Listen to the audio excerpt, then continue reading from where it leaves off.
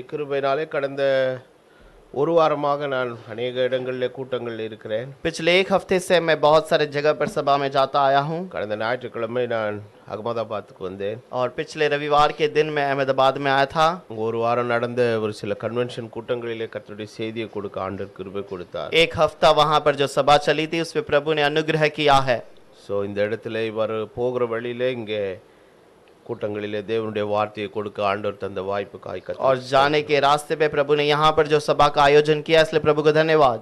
அருமையான பாஸ்டர் பொன்னுதுரை அவர்களுக்கும் அருமையான பாஸ்டர் ஜோசப் ஐயா அவர்களுக்கும் கர்த்தருடைய நாமத்தில் और पास्टर पुन्नुदुरै के लिए और पास्टर जोसेफ के लिए भी मैं धन्यवाद कहता हूँ। மற்ற எல்லா விசுவாச சகோதர சகோதரிகளை வாழ்த்துகிறேன். बाकी जो विश्वास के भाई बहन हैं उनके लिए भी நாளிலே स्तुति பிறந்த करता நாளை हूँ। கண்ட அருமையான மகளுக்கு கர்த்தருடைய நாமத்தில் வாழ்த்துக்கள். आज जो जन्मदिन को याद करते हैं उनके लिए भी मैं प्रभु के नाम से आशीष करता हूँ। இங்க இருக்கிற எல்லாரையும் இயேசுவின் நாமத்தில் வாழ்த்துகிறேன். प्रभु हर एक को यीशु के नाम से आशीष करे। ஒவ்வொரு முறை வரும்போதும் கர்த்தர் உங்கள் காரியங்கள் எல்லாவற்றிலும் ஒரு நல்ல டெவலப்மெண்ட்டை கொடுக்கறத பார்க்கும்போது ரொம்ப சந்தோஷமா இருக்கு. आपके जीवन में जब प्रभु कुछ बदलावट देता है तो मैं वो देखता हूँ तो आनंदित होता हूँ அதை நான் அதிகம் விரும்புகிறேன், அதுக்காக ஜெபிக்கிறவன். और उसको मैं बहुत चाहता हूँ, उसके लिए प्रार्थना भी करता हूँ। ஆண்டவருடைய வருகை மட்டும் நீங்க இன்னும் நல்லா வளரணும் பெருக வேண்டும் என்று நான் प्रभु के अंदर आप और अधिक बढ़िएगा, आशीष पाइएगा। இந்த ஒரு சில வார்த்தைகளோடு கூட கர்த்தருடைய வசனத்துக்கு நேராக உங்களை வழிநடத்த விரும்புகிறேன். कुछ वचन के अंदर मैं आपको लेने जाकर छाना चाहता हूँ। நாம் எல்லாருமாக ஒரு வேத வசனத்தை இந்த நாளின் செய்திக்கு ஆதாரமாக நாம் படிப்போம். और हम सब एक संदेश के लिए एक वचन को पढ़ेंगे। ஞான சங்கீதத்தின் புத்தகம் और ज्ञान भजन संहिता का किताब 93வது சங்கீதத்தினுடைய 5வது வசனம். 93 भजन संहिता का 5वां वचन। 93வது சங்கீதத்திலே 5வது வசனத்தை நாம் வாசிப்போம். 93 भजन संहिता के अंदर 5वां वचन पढ़ेंगे। வசனம் விதமாக சொல்லுகிறது, वो वचन इस प्रकार से कहता है, உமது சாட்சிகள் மிகவும் உண்மையுள்ளவைகள். और तेरा वचन बहुत ही सच्चाई का है। கர்த்தாவே, हे प्रभु, பரிசுத்தமானது और जो पवित्र है நித்திய நாளாக உமது ஆலயத்தின் அலங்காரமாய் இருக்கிறது. वो युग युग के लिए तेरे भवन का श्रृंगार है। பரிசுத்தமானது और जो पवित्रता है நித்திய நாளாக और वो युग युग के लिए உமது ஆலயத்தின் அலங்காரமாய் இருக்கிறது. तेरे भवन के लिए वो श्रृंगार है। இந்த கால நேரத்தில் உங்களோடு பேசும்படி கர்த்தர் என் இருதயத்தில் தந்ததான அவருடைய வார்த்தை, और इस सुबह के समय में प्रभु का वचन जो हमें दिया गया है, பரிசுத்தமானது தேவனுடைய ஆலயத்தின் நித்திய அலங்காரம். और पवित्र आत्मा प्रभु का एक नित्य श्रृंगार है। हम எல்லாரும் தலை வணங்கி ஜெபம் பண்ணுவோம். हम सर झुकाकर इस वचन के लिए प्रार्थना करेंगे। எங்கள் நல்ல பிதாவே, है हमारे अच्छे पिता, இந்த அருமையான நல்ல சந்தர்ப்பத்திற்காக நன்றி செலுத்துகிறோம். इस अच्छे मौके के लिए धन्यवाद कहते உம்முடைய हैं। வார்த்தையை நாங்கள் அறிந்து கொள்ள உம்முடைய பிரசன்ன தண்டையில வருகிற ஆண்டவரே, और इस वचन को ध्यान देने के लिए प्रभु हम तेरे समूह में आते हैं। நான் ஒரு अप्रयोजनமான பாத்திரம் உம்முடைய சமூகத்தில் நிற்கிறேன். और मैं एक जो लायक नहीं एक बर्तन हूँ प्रभु। கர்த்தர் உம்முடைய கிருபையை நீ நல்கும்படி ஜெபம் प्रभु பண்ணுகிறேன். अपने अनुग्रह को मेरे ऊपर उंडेल।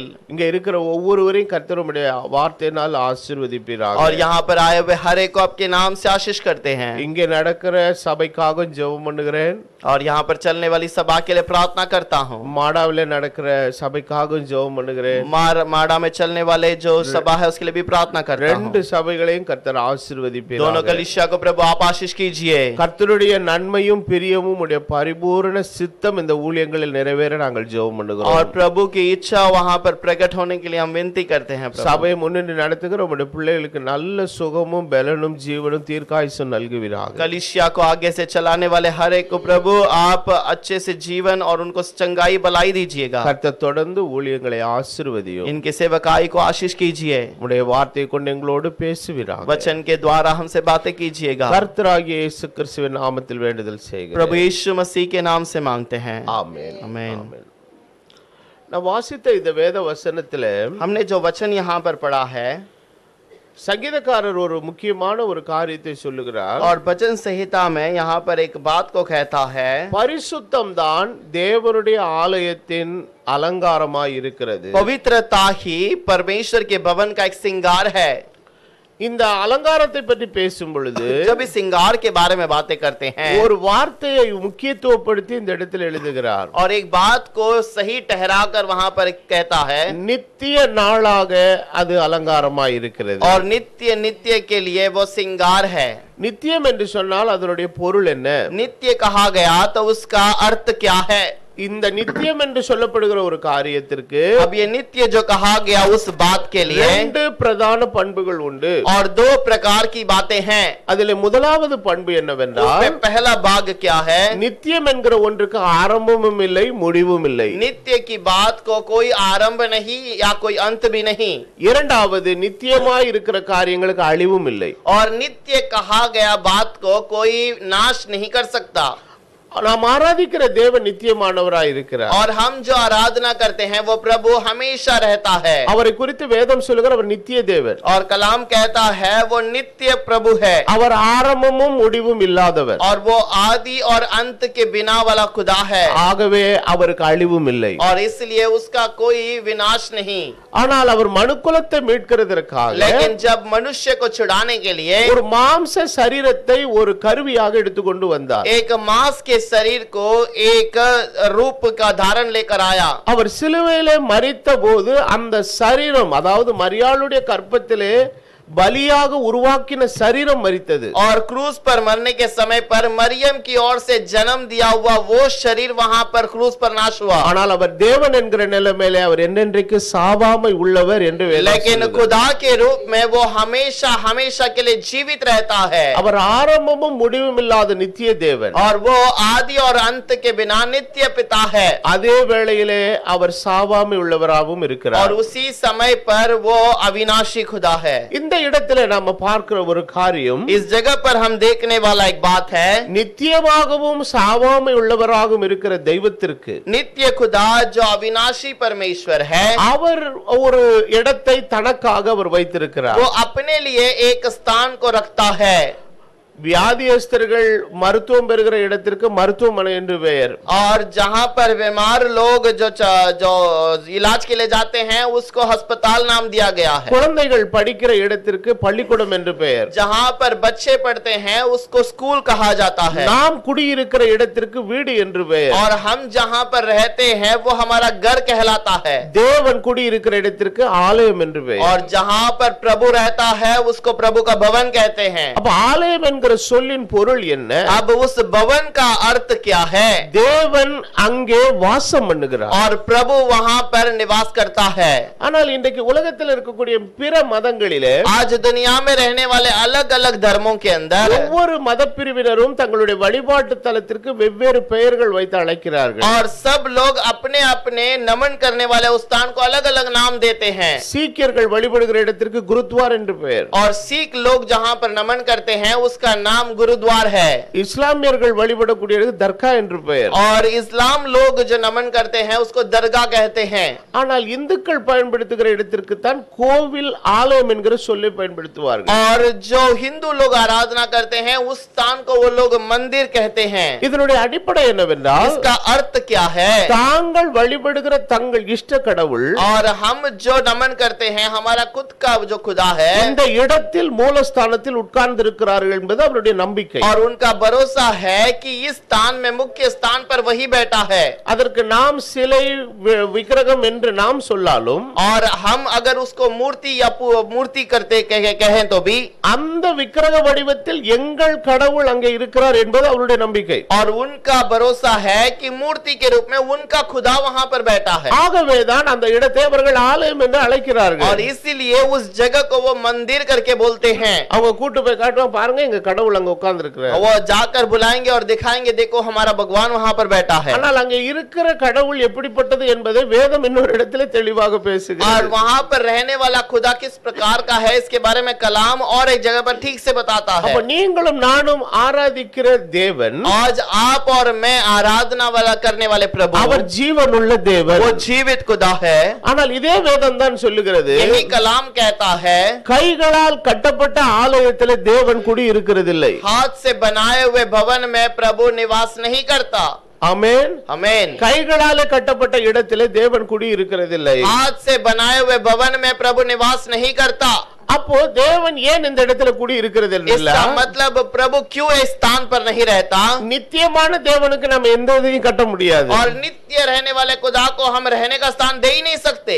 ஆண்டவர் ஆலயமாக கன்சிடர் பண்ணுகிற ஒரே ஒரு ஆலயம் சாலமோன் கட்டின தேவாலயம் ஒன்றுதான். और प्रभु भवन करके जब कहता है तो वो केवल एक ही है जो यरूशलेम में सुलेमान ने बनाया था. அந்த இடம் ஒன்றுதான் ஆலயம் என்கிற அந்தஸ்தை பெற்றிருக்கிறது. और वो केवल वो एक ही स्थान है जो भवन का उस स्थान को उस नाम को पाया है. ஆசரிப்பு கூடாரத்தில் இருந்த ஆலய ஸ்தலம் இப்பொழுது கட்டிடத்திற்கு வந்திருக்கிறது. और जो वाचा के संदूक के अंदर रहता था वो प्रभु अब भवन के अंदर आके बैठा. அந்த சாலமோன் அந்த ஆலயத்தை கட்டும்போது பயன்படுத்தின தங்கம் வெள்ளியினுடைய வேல்யூ எல்லாம் போட்டு பார்த்தா, अगर सोलोमन ने जब भवन बनाने के लिए जो सोना चांदी और गहने उसने यूज किए उसका जो कीमत लगाए கிட்டத்தட்ட 20,000 கோடி டாலர். और करीब 20,000 करोड़ डॉलर. ஒரு டாலர்ங்கிறது கிட்டத்தட்ட இன்றைய வேல்யூல 80 ரூபா. आज $1 का कीमत 82 रुपया है. அப்ப நீங்க 20,000 கோடியை போட்டு இன்ட்டு 80 போட்டு பெருக்கினா என்ன ஃபிகர் வருமோ அதுதான் அந்த அன்னைக்கு கட்டப்பட்ட ஆலயத்தினுடைய வேல்யூ. आप $20,000 का हिसाब अगर आज के 80 रुपए से करेंगे तो वही उसका कीमत होगा. அந்த அளவுக்கு விலையேற பெற்ற பொன்னும் வெள்ளியும் எல்லா காரியங்களும் எடுக்கப்பட்டது. उतना अधिक सोना चांदी से वो बनाया गया है. பின்பு சாலமோன் கட்டின ஆலயம் பின்னான காலங்களிலே நேபுகாத்நேசருடைய காலத்தில் இடிக்கப்பட்டது. और फिर सुलेमान ने जो बनाया वो भवन नेबूखदनेस्सर के राजा के समय पर तोड़ा गया. பிறகு பெர்சியாவுடைய ராஜாவுடைய காலத்தில் இது மறுபடியும் கட்டப்பட்டது. फिर पेर्सिया के राजा के समय पर वो बांधा गया. அப்புறம் இயேசு கிறிஸ்து வரும்போது சொல்லுகிறார், यीशु मसीह आने के समय पर कहता है கல்லின் மேல் ஒரு கல் இல்லாதபடி இடிக்கப்படும் என்று. ये भवन जो है एक पत्थर के ऊपर एक पत्थर ना रहेगा. அதை குறித்து ஒரு வேத ஆராய்ச்சியாளன் சொல்லும்போது சொல்லுகிறார், उसके बारे में कलाम को जांचने वाले कहते हैं ஆண்டவருடைய காலத்துக்கு பின்பதாக அந்த தேவாலயம் தீக்கிரையாக்கப்பட்டதாம். और प्रभु के समय के बाद यीशु के समय के बाद वो भवन तोड़ा गया है. அப்ப அந்த ஆலயம் கொழுந்து விட்டு எரிந்த போது அதுல ஏற்பட்ட உஷ்ணத்தினாலே அந்த precious metal எல்லாம் கோல்ட் எல்லாம் மெல்ட் ஆகி அந்த கற்களுக்கு இடைகள்ல போய் சேர்ந்துருச்சு. और जब वो भवन जलाया गया तब उसके अंदर के जो सोने और जो लोहा था वो सब पिघल कर अंदर अंदर चला गया. சோ சத்துருக்கள் அந்த தங்கத்தை எடுக்கணுங்கிறதுக்காகவே ஒரு கல்லின் மேல் ஒண்ணு இல்லாத ஒண்ணொண்ணா பிச்சிருக்காங்க. और इसलिए जब वो सोना को निकालने के लिए उन्होंने एक पत्थर के ऊपर पत्थर जो थे उसे तोड़कर उस सोने को निकाल दिया. ஆனால் ஆண்டவர் அந்த ஆலயத்துக்குள் இருக்கும் போதே சொல்லுகிறார், प्रभु उस भवन के अंदर रहने के समय पर कहता है நீங்கள் இந்த ஆலயத்தை இடித்து போடுங்கள் 3 நாளிலே கட்டுவேன் என்கிறார். तुम इस भवन को तोड़ देना मैं इसे 3 दिन में खड़ा करूंगा. அவன் சொன்னா இந்த ஆலயத்தை கட்ட எங்க சாலமோனுக்கு 40 வருஷம் ஆச்சு, இந்த ஆளு 3 நாள்ல கட்டுறேங்கறாரு. और ये भवन को बनाने के लिए सोलोमन को तो 40 साल लगा, ये क्या कहता है 3 दिन में उठाएगा. ஆண்டவர் இந்த கட்டிடமாகிய ஆலயத்தை பற்றி சொல்லவில்லை, தன்னுடைய சரீரமாகிய ஆலயத்தை பற்றி பேசுகிறார். प्रभु इस भवन के बारे में नहीं बल्कि अपने शरीर के बारे में उसने बातें की. அப்ப தேவத்துவத்தின் சகல பரிபூரணமும் இயேசு கிறிஸ்து என்கிற சரீரத்துக்குள்ளே பூரணமாய் வாசமாய் இருந்தது. अब ये भवन जो है परिपूर्णता से यीशु मसीह के अंदर रह गया था. ஆகவேதான் அவரால் தைரியமாய் சொல்ல முடியும், என்னை கண்டவன் பிதாவை கண்டான் और என்று इसलिए वो धैर्य से कह सकता है जिसने मुझे देखा है उसने पिता को देखा है. இப்பொழுது இந்த கடைசி காலத்திலே आखिरी समय के अंदर தேவன் இன்றைக்கு நம்மை தமது ஆலயமாக தெரிந்து கொண்டிருக்கிறார். प्रभु हमें अपने भवन के रूप में चुन लिया है. ஆண்டவர் சொல்லுகிறார், प्रभु कहता है நான் அவர்கள் நடுவிலே வாசம் பண்ணி मैं उनके बीच में निवास करूंगा. அவர்கள் என்னுடைய ஜனங்களாய் இருப்பார்கள். और वो मेरे बच्चे कहलाएंगे. அவர்கள் என்னுடைய குமாரரும் குமாரத்திகளுமாய் இருப்பார்கள். और वो मेरे पुत्र और पुत्री रहेंगे. ஆகவே இன்னைக்கு கர்த்தர் நமக்குள்ளாக வாசம் பண்ணுகிறார், நம் மத்தியிலே வாசம் பண்ணுகிறார். आज प्रभु हमारे अंदर और हमारे बीच में निवास करता है. இந்த கட்டிடத்துக்குள் தேவன் இருக்கிறார் என்பதற்காக நாங்க வரல. और इस भवन के अंदर प्रभु है इस कारण हम यहाँ नहीं आए. நமக்குள்ளே தேவன் இருக்கிறார், ஆகவே அவரோடு கூட அவருடைய பிரசன்னத்தோடு கூட நாம இங்க வந்திருக்கோம். और हमारे अंदर प्रभु है इस कारण उसकी प्रशंसा में हम सब एक साथ यहाँ पर आए हैं. அப்ப இன்னைக்கு நம்முடைய வாழ்க்கையில आज हमारे जीवन के अंदर கர்த்தர் நம்மை தமது ராஜ்யத்துக்கென்று நம்மை தம்முடைய ஆலயமாய் தெரிந்து और கொண்டிருக்கிறார். प्रभु अपने राज्य के लिए हमें चुन लिया है. இந்த வசனத்தை நம்முடைய வாழ்க்கையோடு பொருத்தி और பார்த்தால் इस वचन को जब हम अपने साथ जोड़ लेते இந்த हैं வசனத்தின் அடிப்படையில் ஆண்டவர் சொல்லுகிறார், உங்களுக்கு பரிசுத்தம் தான் ஒரு நித்திய அலங்காரமாய் கொடுக்கப்பட்டிருக்கிறது. और इस वचन के अनुसार प्रभु कहता है पवित्रता ही तुम्हें नित्य श्रृंगार बना दिया गया। இப்ப சபை கூடி வருதலுக்காக அமைத்திருக்கிற இந்த ஒரு சின்ன வசதி अब लोग इकट्ठा होने के लिए ये जो भवन बनाया गया है, இன்னைக்கு வேற நிலைகளில இருக்கக்கூடிய கிறிஸ்தவ அமைப்புகள் எல்லாம் கட்டடங்களை தான் ஆலயமாக கருதுகிறார்கள். और अलग अलग प्रकार के भवन को ही वो प्रभु का भवन मंदिर करके कहते हैं। நீங்க தென் மாவட்டத்துல எல்லாம் போனீங்கன்னா அது மிஷனரிகள் வந்து கால் மிதித்த பகுதி. और अगर आप उत्तर भारत में जाते हैं तो वहां पर मिशनरियों का पैर रखने वाला स्थान है। திருநெல்வேலி மாவட்டத்திலும் தூத்துக்குடியிலும் கன்னியாகுமரியிலும் பாத்தீங்கன்னா ஒவ்வொரு கிராமத்திலும் ஆலயங்கள் இருக்கும். और अगर திருநெல்வேலி तमिलनाडु तूத்துக்குடி में देखेंगे तो हर गांव के अंदर एक चर्च जरूर होगा। அந்த ஒவ்வொரு ஊர்லயும் ஆலயத்தை கட்டுறதுல ஒருத்தருக்குள்ள ஒருத்தர் போட்டி. और उस एक भवन को बनाने के लिए अंदर ही अंदर एक दूसरे से लड़ाई। எப்ப பக்கத்து ஊருக்காரன் 50 அடிக்கு கோபுரம் போட்டாப்பா, நம்ம ஒரு 70 அடி போடுவோம்பா. और पास वाला जो है 50 फुट लंबा जो भवन को बनाया है हम 70 फुट बनाएंगे। நான் நிறைய 2-3 சிஎஸ்சி आसनங்கள்ல எல்லாம் பிரசங்கம் பண்ணியிருக்கேன். और मैं सीएसआई के इस सभा के जो आरंभ के दिन के सभा में मैं प्रार्थना किया हूं। ஊர்ல மாரியம்மன் கோயில் திருவிழா தோத்து போயிடும். गांव में जो दूसरे मंदिरों में जो पूजा करते हैं वो भी हार जाएगा। பயங்கரமான செலவு பண்ணுவாங்க பணத்தை. और उतना अधिक वो खर्च करते हैं।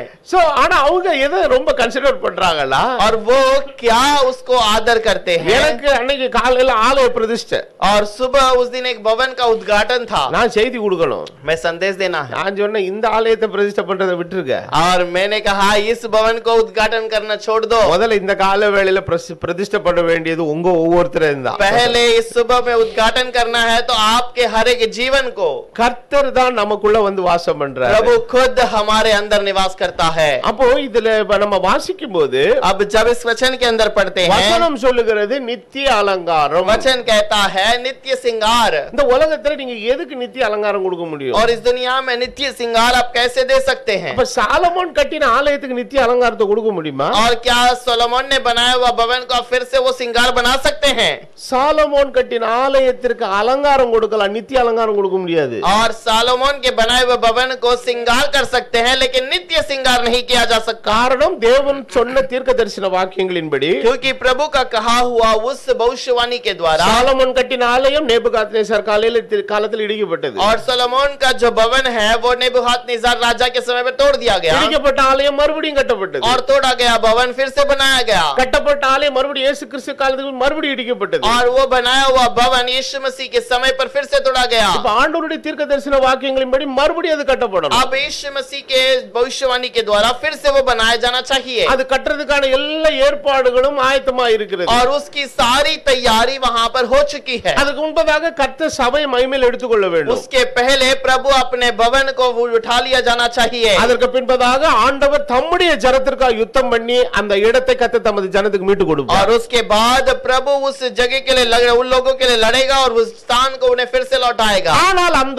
என்னதான் அழகா கட்டப்பட்டாலும் கூட और इतना भी बड़ा श्रृंगार से वो बनाए जाने के बावजूद அலங்காரம் கொடுக்கப்பட முடியும் ஒழிய நித்திய அலங்காரத்தை கொடுக்க முடியாது. श्रृंगार दिया जा सकता है लेकिन नित्य श्रृंगार नहीं दिया जा सकता। காரணம் கர்த்தராகிய இயேசு கிறிஸ்து ஒரு 1000 வருடம் அந்த இடத்திலிருந்து ஆட்சி செய்ய போறார். लेकिन क्योंकि प्रभु वहां पर केवल 1000 साल वहां पर राज्य करेगा। வேத வசனம் சொல்லுகிறது இந்த வானமும் பூமியும் அக்கினிக்கு இரையாக வைக்கப்பட்டிருக்கிறது. वचन कहता है ये पृथ्वी और आकाश अग्नि के लिए तैयार है। இந்த உலகத்துல யாரெல்லாம் பெரிய கோபுரங்களை கட்டி இதுதான் ஆலயம் நினைத்துக் கொண்டானோ எல்லா ஆலயம் ஒரு நாள் தீக்கிரையாக்கப்படும். और जो भी इस भवन को खड़ा करके कहता है हमने बनाया ऊंचा भवन है वो सब आग में नष्ट हो जाएगा। காரணம் அதெல்லாம் நித்தியமான ஆலயம் அல்ல, அது வெறும் ஆலயங்கள் மாத்திரமே. वो नित्य भवन नहीं वो केवल भवन है। சோ நித்தியமான தேவத்துக்கு நித்தியமான ஒரு ஆலயம் தேவை. परमेश्वर जो नित्य का है उसको नित्य भवन चाहिए। அந்த நித்தியமான ஆலயத்திற்கு ஒரு நித்தியமான அலங்காரம் தேவை. और उस नित्य भवन के लिए नित्य श्रृंगार भी चाहिए। நேற்று நாங்க கார்ல அங்க ஜாயின்ல இருந்து வரும்போது தம்பி சொன்னாப்ல, और कल साइंस से आने के समय पर भाई ने मुझसे कहा பாஸ்டர் இப்ப இங்க கட்டற அபார்ட்மெண்ட் எல்லாம் வெறும் கான்கிரீட்லயே கட்டறாங்க. अभी यहाँ पर जो भवन बनाते हैं जो भी बिल्डिंग बनाते हैं पूरा कंक्रीट से बनाते ஏன்னா हैं। பூமி எதிர்ச்சி எல்லாம் வந்தா அது தாங்கிறதுக்காக. और वो भूकंप आएगा तो भी उसे संभालने के लिए। என்னதான் கான்கிரீட் போடாலும் எவ்வளவு நாள் இருக்குன்னு நினைக்கிறீங்க? और कितना भी कंक्रीट डालेंगे तो कितना समय तक रहेगा? போனா 50 வருஷம் 100 வருஷம் அவ்வளவுதான், அதுக்கு மேல அது எதுவுமே இருக்காது. अधिक से अधिक 50 50 या 100 साल उससे अधिक नहीं रहेगा எல்லாம் ஒரு நாள் அழிந்து போகும். और सब कुछ एक दिन नाश हो जाएगा. நான் போட்டிருக்கிற அலங்காரம் நித்திய அலங்காரம் இந்த வீட்டுக்கு அது அப்படியே இருக்குங்க கோடி வருஷம் எவனும் சொல்ல முடியாது. और मैं जो श्रृंगार बनाता हूँ करोड़ों वर्ष तक ऐसे ही रहना है ऐसा करके कोई नहीं कह सकता. ஒரு விஷயத்தில் ஒரு காரியம் நித்திய அலங்காரமா இருக்குன்னா அது நித்திய தேவன் ஒருவர் தான் கொடுக்க முடியும். और एक बात अगर नित्य है तो वो केवल नित्य खुदा ही दे सकता है. அப்ப நித்திய அலங்காரத்தை अब नित्य श्रृंगार को தேவன் எந்த ஆலயத்துக்கும் கொடுக்கல, वो किसी भवन को नहीं देता. கர்த்தர் உங்களுக்கு எனக்கும் கொடுத்திருக்கிறார். प्रभु केवल आपको और मुझे दिया है. ஏன் தெரியுமா? किस लिए? கர்த்தர் நம்மளை நித்திய ஜீவனுக்கு தெரிந்து கொண்ட क्योंकि முடியாது. उसने हमें नित्य जीवन के लिए चुन लिया. ஆண்டவருக்கு தெரியும் இந்த உலகத்துல வேற எதுக்கு அந்த அலங்காரத்தை கொடுத்தா அது அழிஞ்சு போகும். और प्रभु को पता है किसी को भी वो नित्य श्रृंगार देंगे वो नाश हो जाएगा. ஆகவே நீங்களும் நானும் இம்மைக்காக தெரிந்து கொள்ளப்பட்டவர்கள் அல்ல. और इसलिए मैं और आप इस जगत के लिए नहीं बुलाए गए. நாம நித்திய ஜீவனுக்காக தெரிந்து हम கொள்ளப்பட்டவர்கள். नित्य जीवन के लिए बुलाए गए हैं. அப்ப நித்திய ஜீவனுக்காக எப்பொழுது தெரிந்து கொள்ளப்பட்டோம்? नित्य जीवन के लिए हम कब बुलाए गए? நமக்கு நம்ம தெரியாது. हमको हम अपने आप को नहीं जानते. ஆனா நமக்கு முன்பதாகவே நம்மை நம்முடைய தேவன் அறிந்தவராய் लेकिन இருக்கிறார். हमसे बढ़कर हमारा प्रभु हमें जानता है. அப்ப வேத வசனம் தெளிவாக சொல்லுகிறது, कलाम हमें ठीक से कहता है உலக தோற்றத்துக்கு முன்பதாகவே दुनिया के उत्पन्न के पहले கிறிஸ்து இயேசுவுக்குள் मसीहा यीशु के अंदर முன்குறிக்கப்பட்டிருக்கிறோம்.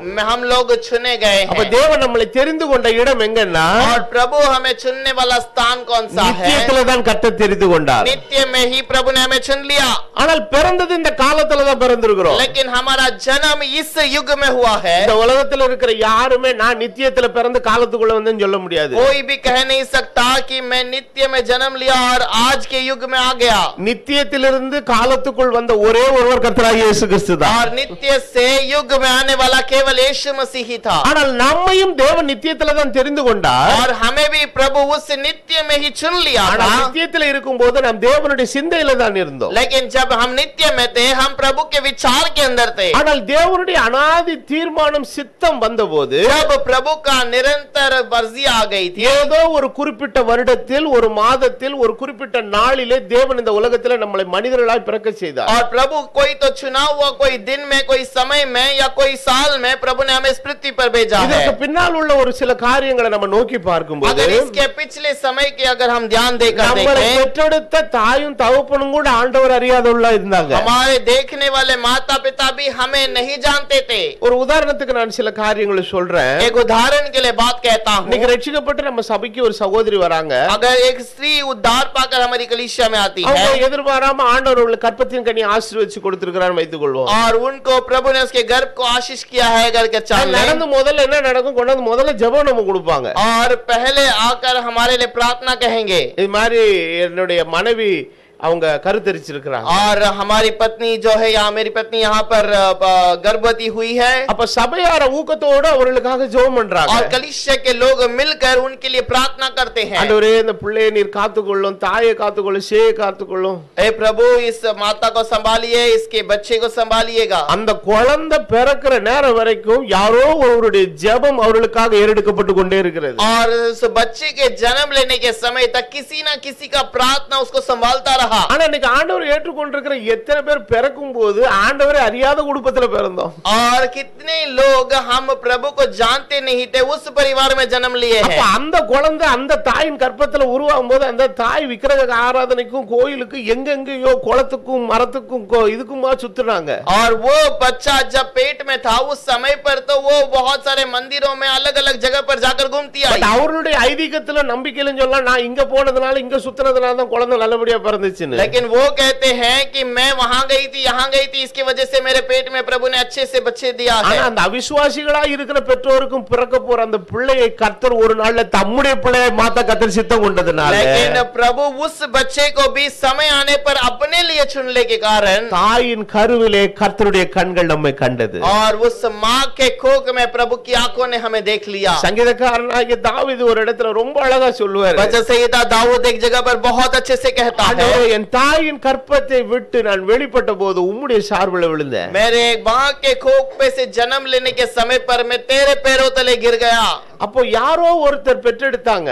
और किसी ने मुझे जन्म दिया. பெற்றெடுத்த தாயும் தகப்பனும் கூட ஆண்டவர் அறியாம போயிட்டாங்க. और उनके माता पिता भी उस खुदा को पहचान नहीं पाए. ஆனால் நம்மை தேவன் உலக தோற்றத்துக்கு முன்பதாய் முன்குறித்தபடி लेकिन प्रभु ने हमें दुनिया के उत्पन्न के पहले चुन लिया. हम தாயின் கற்பத்தை விட்டு வெளியே வந்தபோது मां के कोख से बाहर निकलने के बाद நம்முடைய மாம்சீக கண்களுக்கு புறப்படாத ஒரு கரம் நம்மளை காட்டிக் கொண்டது. और हमें एक हाथ ने जो हम देख नहीं सकते उसने हमें पकड़ लिया. ஒரு குறிப்பிட்ட வருஷ காலம் வரைக்கும் நம்ம வாழ்ந்த வாழ்க்கை ஒரு வித்தியாசமான வாழ்க்கை. और कुछ समय तक हमारा जीवन कुछ अलग प्रकार का रहा. எங்கேயோ போனோம், எங்கேயோ சுத்தன, எவ்வளவு பாவத்தை எல்லாம் நல்லா செய்தோம். और कहीं भटक रहे थे, कहीं चल रहे थे, बहुत अधिक पापों में भी डूबे थे. நம்மோடு கூட ஒன்றாக இருந்து பாவத்தை அனுபவித்த எத்தனையோ பேர் இன்னைக்கு உயிரோடு இல்ல. हमारे साथ में पाप को अनुभव करने वाले बहुत सारे लोग जीवित नहीं हैं. நம்ம फ्रेंड குடிச்சதை விட டபுள் பங்கு நம்ம குடிச்சோம். और हम जो हमारे दोस्त पीने से अधिक हम पी रहे थे. அவன் அடிச்ச ட்ரக்ஸை விட நம்ம கூடுதலா ஜாஸ்தி தான் அடிச்சோம். और उसने जितना ड्रग्स लिया उससे अधिक हम ड्रग्स लिए. அவன் கேர்ஃபுல்லா குடிச்சவன் போய் சேர்ந்துட்டான். और जो ध्यान से अपना ध्यान देकर ड्रग्स ले रहा था वो मर गया. ஆனா 24 மணி நேரம் அதிலேயே மூழ்கி இருந்த நம்ம இன்னைக்கு ஜீவனோட இருக்கிறோம். लेकिन 24 घंटे जो हम उस पे डूबे हुए थे हमको प्रभु ने बचा के रखा. வயிறு வெந்து போல, குடல் வெந்து போல, ஈரல் வெந்து போல கர்த்தர் இன்னைக்கும் ஜீவனை और கொடுத்திருக்கிறார். हमारा पेट में कुछ गड़बड़ ना हुआ, हमारे अंग में कोई हानि नहीं हुई. प्रभु ने हमें संभाला है. ஏன்னா கர்த்தர் கொஞ்ச நாள் அதுக்குள்ள போயிட்டு வர அனுமதிச்சார். प्रभु ने कुछ समय उसके अंदर जाके आने का मौका ஆனா दिया. ஒரு நாள் வந்தபோது புடிச்சார். लेकिन एक समय आने के समय पर प्रभु ने हमें गट से पकड़ लिया. இதுதான் உனக்கு லாஸ்ட் பெக்கு. और ये तेरा आखिरी समय है द्वारू का. அவ்வளவுதான் முடிஞ்சது உங்க கதை. इसके बाद तेरा समय खत्म. அன்றைக்கு தேவன் நம்மள பிடிச்சார் उस பாருங்க. दिन प्रभु ने हमें पकड़ा. அன்னைக்கு அவருடைய பாதத்துல சரண் அடைஞ்சோம். उसके पैरों में हम आकर गिर गए. அன்னையிலிருந்து கர்த்தர் தமது கிருபை ஆசீர்வாதத்தை நம்முடைய வாழ்க்கையில उस கொடுத்தார். दिन से प्रभु ने अपने अनुग्रह दया से हमें ले आया है. அப்ப ஏன் இவ்வளவு நாட்கள் நம்முடைய வாழ்க்கையில இவ்வளவு நடந்தது? நமக்கு ஒரு ஆபத்து வந்தது, மரணம் வந்திருக்கலாம், என்ன வேணா நடந்திருக்கலாம். क्यों हमारे जीवन में उस समय तक मरण आ सकता था, कोई हानि हो सकती थी, कुछ भी हो सकता था.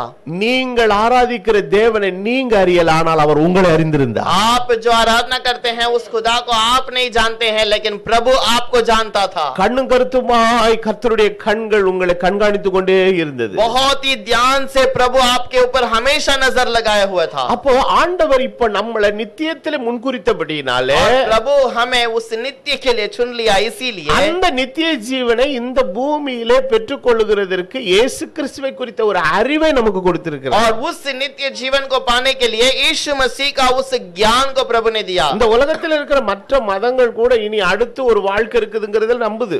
और इस दुनिया में बहुत सारे लोग विश्वास करते हैं कि हमारा अलग एक जीवन है इस दुनिया के जीवन के बाद. ஆனால் அதை பெற்றுக்கொள்ளுகிறதற்கான வழி என்னன்னு உங்களுக்கு தெரியல. लेकिन उसे पाने का कोई रास्ता उन्हें पता नहीं. ஆனால் அந்த வழியை கொடுத்தவர், அந்த வழிக்கான காரியத்தை ஏற்படுத்தினவர் கர்த்தராகிய இயேசு கிறிஸ்து. और उस मार्ग में जाने के लिए वो रास्ता दिखाने वाला केवल यीशु मसीह है. அவர் சொல்லுகிறார், நானே வழியும் சத்தியமும் ஜீவனுமாய் वो இருக்கிறேன். कहता है मैं ही मार्ग सत्य और जीवन हूँ.